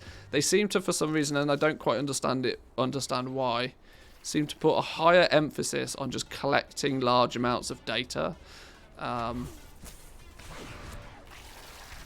And one of their big goals is to expand to regions that they're not currently in. And I'm like, sure. I mean, I understand that being a goal, but there are some glaringly obvious problems with the add-on to begin with. I would much. I know I'm biased, obviously, but I'd far more rather see the add-on work in a better state than see it expand to more regions. More regions, more subs. Well, yeah, I guess I should follow my own advice, shouldn't I, and just follow the money. Follow the money, and it makes sense, I guess.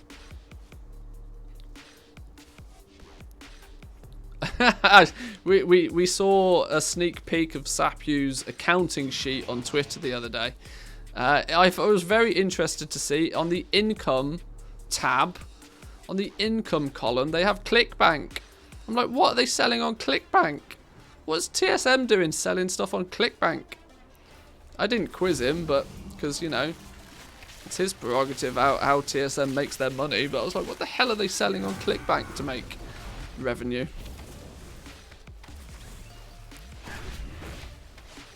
Or alternatively, what products are they promoting that are ClickBank products through TSM to generate revenue? I was quite confused.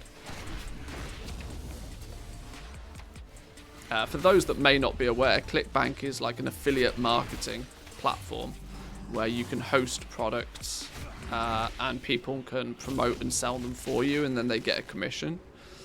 So whether TSM sells something on the ClickBank platform or they receive affiliate commissions, I don't know, but it was interesting to see it in their accounting sheet. So how does ClickBank work? Say for example you sell a product. ClickBank has always primarily been for informational digital products mostly. If you sell a product, you can basically give somebody a unique link and that becomes an affiliate link. And so if somebody refers, just like Amazon affiliates, if somebody refers somebody and they buy that product, then they get a commission for that referral. Alternatively, you can generate revenue from affiliates, from affiliate, you know, people click on your affiliate link just like people click on somebody's Amazon affiliate link, for example. You can make revenue in two ways, either by selling the product and just selling the product, or by, you know, referring people to other products and getting a commission.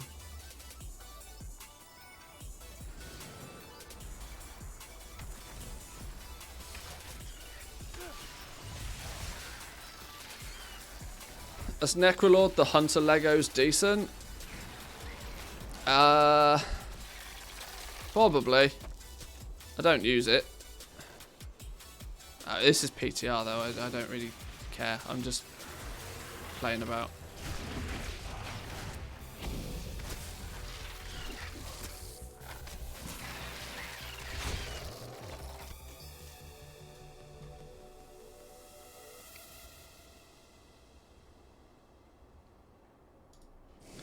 It was equally interesting to see just how many expenses that Trade Schoolmaster has.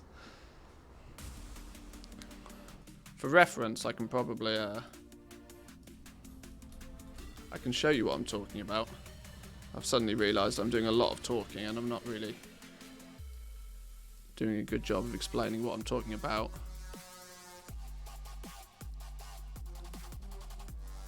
Sapu posted out on Sapu's the lead developer of TSM, and he tweeted out, "It's that time of the year again, time for a fresh tab in my TSM finances sheet. Yes, we buy services from a lot of different companies. You can see here that, you know, there's their income and their costs. They obviously have, you know, lots of different costs with people, but they make some revenue through Curse. Obviously the add-on is on Curse. They get revenue from the ads on Curse, donations, prepaid and subs for TSM. Google ads was an interesting one. I guess that's from the website. And then they also have ClickBank. Maybe these are from the TSM website, but I didn't think there was ads on the TSM website, or maybe there is, or I don't know.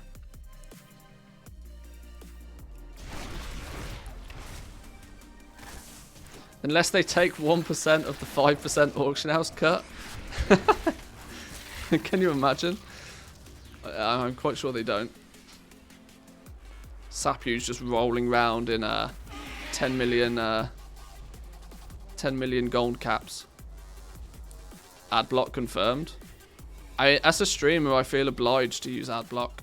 I know you could consider that an excuse, but as a streamer, if I navigate to websites, I want there to be some element of control between the of the ads that you see. And in some scenarios, it's easier for you to not see an ad that I can't, you know, pre-approve. It's why I have, you know, it's why I have Wowhead Premium, for example, so that it doesn't display ads. If there's a premium option, I use the premium option. I am also a TSM Premium member, so that might also be why I don't see ads. I don't know if that's a thing.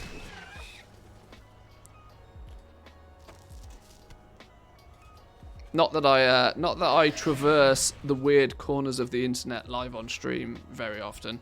I'm dubious. I'm scared. Like I do my best to not even browse Twitter on stream because, you know, that platform is Twitter has caused many people to get banned on Twitch for reasons that they were completely out of control of. Some random horse dick shows up in somebody's tweet or something, and then all of a sudden it's like bye bye, have a holiday. Have a holiday you didn't plan for. So yeah, I'm I like to avoid situations like that if I can. Not always is it possible, but I've lived on the internet for long enough that don't be a dum-dum on the internet and you'll be fine. And if you are going to be a dum-dum, wear dum-dum protection.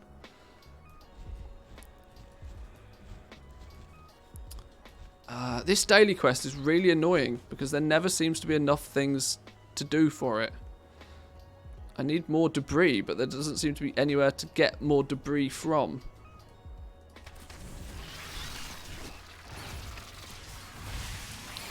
Don't lie, I saw an ad for clown midget porn on your stream once. Hey, well, sometimes they slip through, right? Sometimes they slip through. Can't help it, you know. You like what you like.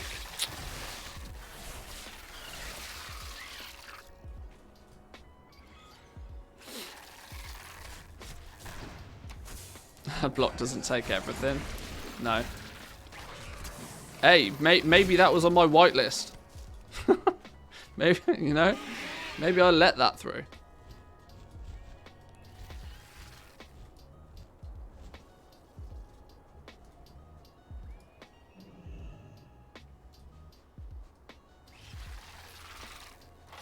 Okay, there's really not enough places to get debris for this quest.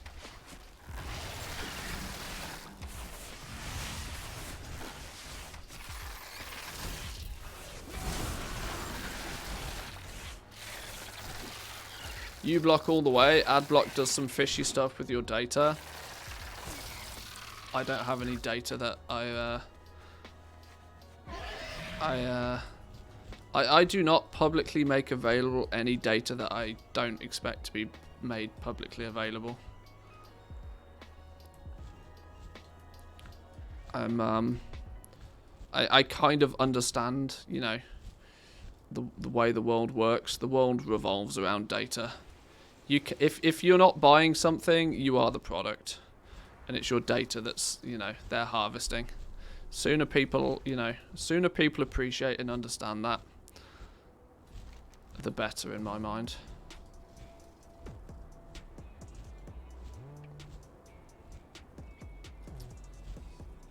But yes, I understand that, you know, if they're harvesting your data without your consent, then that's different. But is this going to be? Oh god, this is another. Oh god. Please be an easy one. Please be Bejeweled. Oh, these ones are not too bad. These are the same. These are, you have to make everything the same. So you got 1, 2, 3. Oh, well, that's easy. That's right. That's this one, this one, this one, this one, and this one, and then this one and this one. Bingo was his name-o, right? What? Where'd you go? Okay. That one and that one. 1, 2, 3, 4, 5. 1, 2, 3, 4, 5. Genius. Genius, me. I think. Did we even get anything for that? No. Actually nothing for that. Great. Thanks for that, Blizz. Game ready, by the way. Let's hope we don't get release candidate before too long.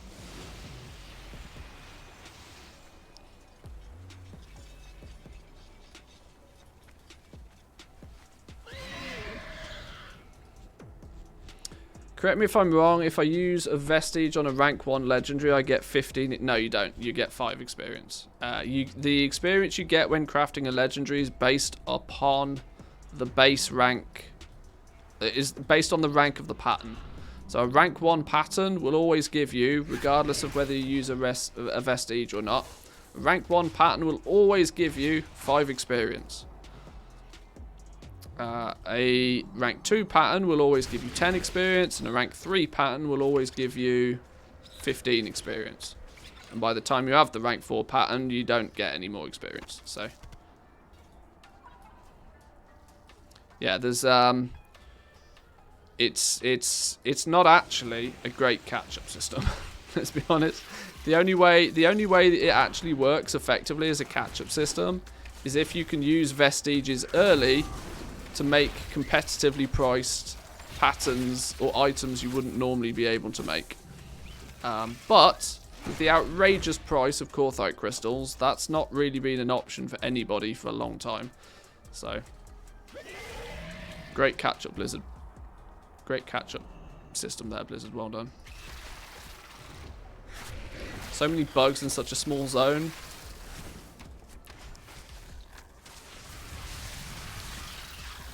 It's not that bad. You should queue up a vid on how to do those, release it on launch day. Yeah, that's probably not the worst idea, you know. Oh, literally you get like 1 a time as well. This quest is painful. This quest takes like so long, it feels like it should be a weekly quest.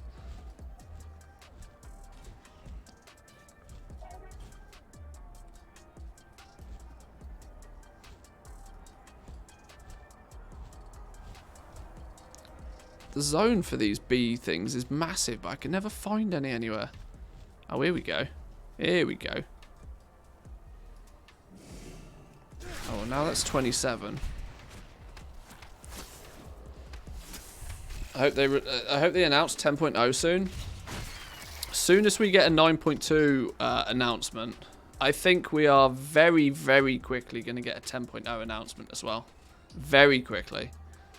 Historically, we've always had a next expansion announcement very, very close to the announcement and launch of the last patch. Now, in some things they obviously don't want to spoil because the story is still developing in some regards until we get the cutscenes at the end of the campaign. You know, the story is still unfolding, but we often find out at the very least what the next expansion might be, or at least there starts to be talk of it.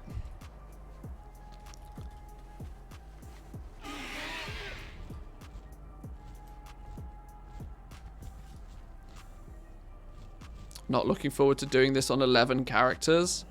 I don't look forward to doing Zereth Mortis on many characters at all, if I'm honest. I think I'm probably... I have the incentive to do Zereth Mortis a lot on a lot of characters. But I'm probably going to do nothing more than I need to get legendaries. The race to get the Crafter's Mark stuff seems at this point to be a little bit too RNG for me to want to devote much effort to it. Considering rares are giving reputation, there's random reputation tokens from treasures. The amount of reputation you get seems to be very random. Not something that is really good for people trying to race to get it first. And whilst getting the new Crafter's Mark recipes first will give you a good couple of days of just ludicrous printing money, legendaries are probably going to do that for me anyway, with what I would imagine to be far less effort. Because of course all I'm going to need to do for legendaries is unlock the Tome of Eternal on the characters that are crafting them, which to my understanding so far is just going to be keeping up with the campaign. That's pretty much all I feel the need to do. I could probably do a bit of rep. I'll do the rep grind on a character because I need to get to Revered to get the Memory of Unity. I need to obviously unlock flying. I want to do the cipher system. I want to craft pets and mounts. I want to do all that sort of jazz. So I'll do everything I need to do on at least one character per realm. But I don't think I'm going to be min-maxing it on more than a single character per realm. Whilst I like to make lots of gold, I'm happy to make some of the gold and not all the gold. At least this time. It's one of those luxuries that you can afford yourself when you already have a lot of gold. The need to make all the gold again is not as high. Are you big into mount collecting? Not huge into mount collecting, but I do like collecting, generally speaking. Meaning that before Shadowlands is out, I would like to have collected most of the pets and mounts that it has to offer. The last patch of the expansion for me is always the collecting patch. Most of the time, gold making gets very stale in the last patch of an expansion. BFA was slightly different because everybody was trying to grind 5 million gold to get the Longboy. So there was a lot more activity at the tail end of BFA. But generally, gold making gets quite stale because materials get over-farmed, crafted items get over-crafted. The demand for everything diminishes to very little because progression is over. Gold making tends to get a little bit awkward towards the end of an expansion. That's when I tend to focus on going around and just gathering the stuff from that expansion. Usually by then I'll have plenty of characters. It won't be... You have the luxuries of things like flying. You'll be able to just zip about, kill things, kill the rares that you need on a daily basis if you need to kill rares on a daily basis, and just try and, complete the expansion. gather everything that it has to offer, so that, you know, by the time we go somewhere new, we can focus on whatever's new.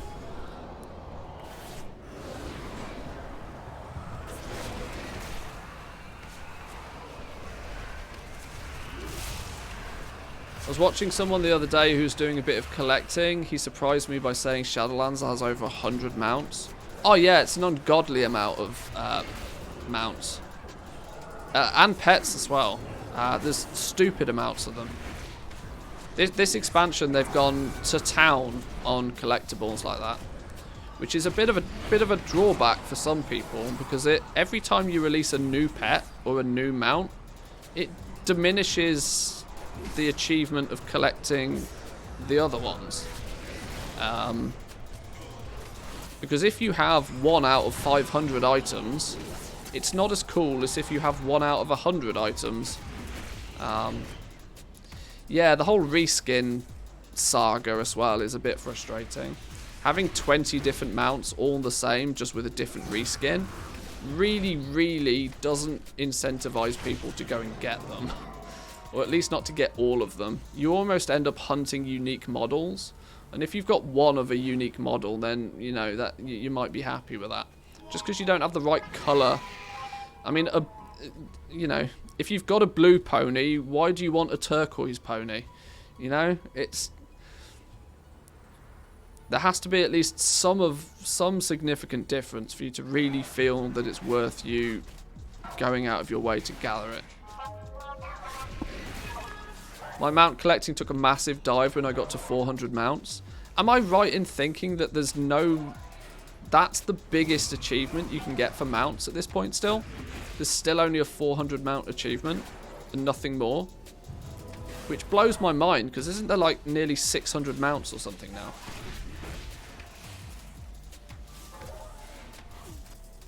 I mean, it seems arbitrary, but it's the achievements that people often hunt down more so than the actual mounts themselves. 694. There's nearly 700 different mounts. And the highest achievement is for collecting 400. Okay. Well, you live and you learn. I think the hand mount reskins are pretty decent.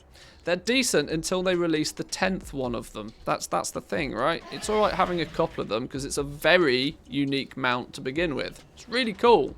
And maybe you might prefer one colour to another. But when it's the 20th pony or the 20th wolf of, you know, basically the same thing, just a different colour, it's very easy to lose interest. And I don't blame people who do.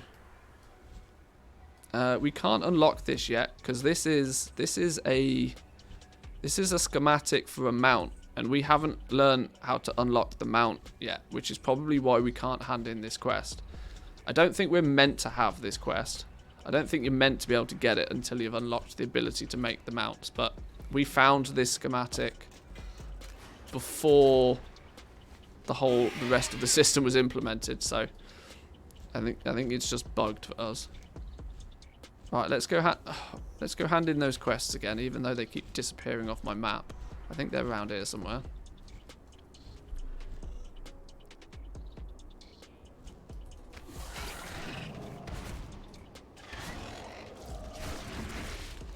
I've been slacking with mounts only at 548. That's outrageous. I mean, that's outrageous. Have we got enough? Where are they? How many ciphers have we got now? What was it we needed? 220. We got 226. Right, we'll hand these quests in and then we'll head back over to the cipher-y thing over here and get that ticking. Because I want to try and craft some of these pets and mounts on the PTR. I'm intrigued to see if the pets end up being cageable. If the pets are cageable, then there's big noise to be made about that if the pets become cageable. Because there then becomes a market for it, right? We love ourselves a good market. My missus is my only mount. The problem is, Pashas, she's not your only mount. Hey! Welcome in, my man. How we doing?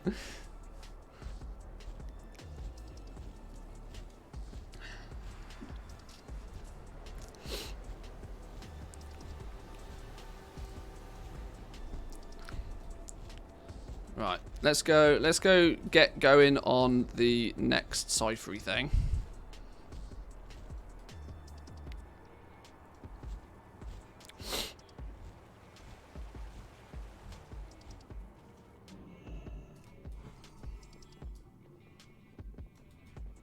Oh, we're 80% of this patterns with patterns again.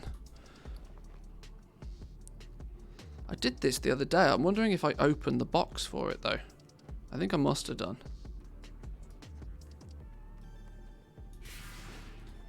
A 3-person mount. It's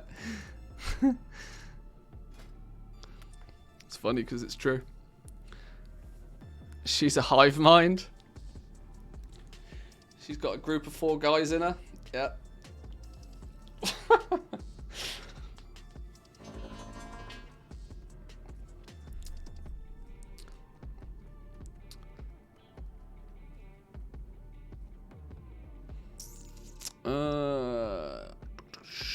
Do we? Yeah, 220, 3 days, 18 hours. So on Friday, God, I love how you have to.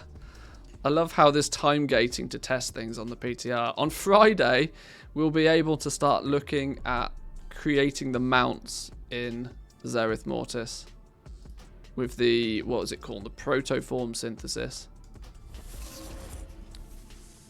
So in 3 days and 17 hours from now, so basically on Friday, somebody remind me, regardless of what we end up doing on Friday for the stream, we should have a look at this and see just what the situation is with crafting these mounts.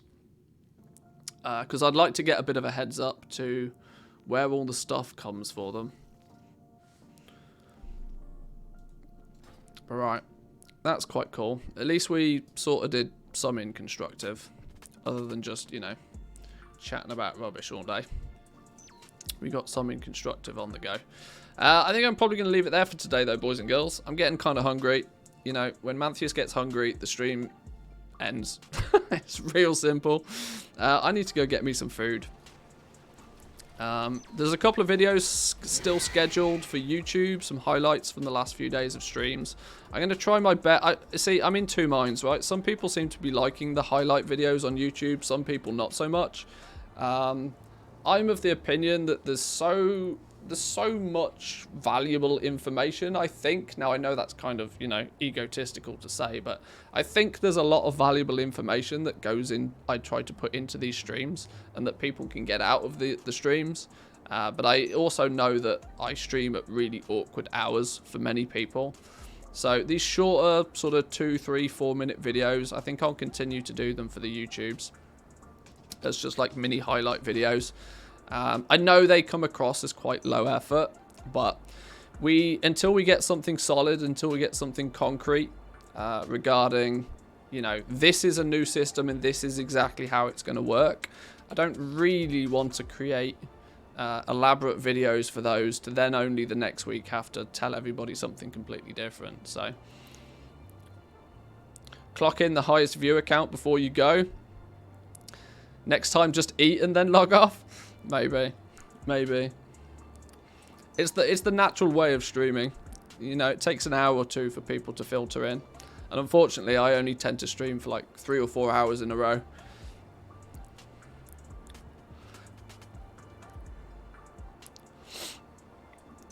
I know what you mean. They appear to look slightly low effort, low quality compared to the normal vids, but I'd rather have the info than likely have missed it from the stream than not. Yeah, I know. Yeah, I know. I want to get more into, if I can find a nice rhythm with the highlights. The problem is they appear low effort, but they're actually the exact opposite of that. Because for me to work out, I need to firstly basically watch my stream back. Which means that, you know, I stream for 4 hours and then I have to watch the stream back to work out exactly where the highlight-worthy content is in it. Now, of course, I watch it at like 5 times speed. But even still, it still means in a 4-hour stream, it takes me at least an hour to go through the stream again. Then I have to chop them all up, you know, edit, you know, render them all out again and do thumbnails for them, whatever. It's actually more work to do those than it is to do just a regular video. Which is slightly frustrating when they come across as very low effort. But like I said, I'd rather give people the information that is kind of useful. And then wait till we have something concrete to do a structured video. Let's call it that, a properly structured video. Which we should start being able to do now, I think. We kind of have, once we get the material balancing for the new stuff in 9.2, then I can actually put some properly constructed videos together about them that might not just be useful today, but, you know, for people into patch 9.2 as well. But anyway, I'm going to go get me some food. Thank you all for joining today. I hope you enjoyed. Make sure to hit that follow button if you haven't already.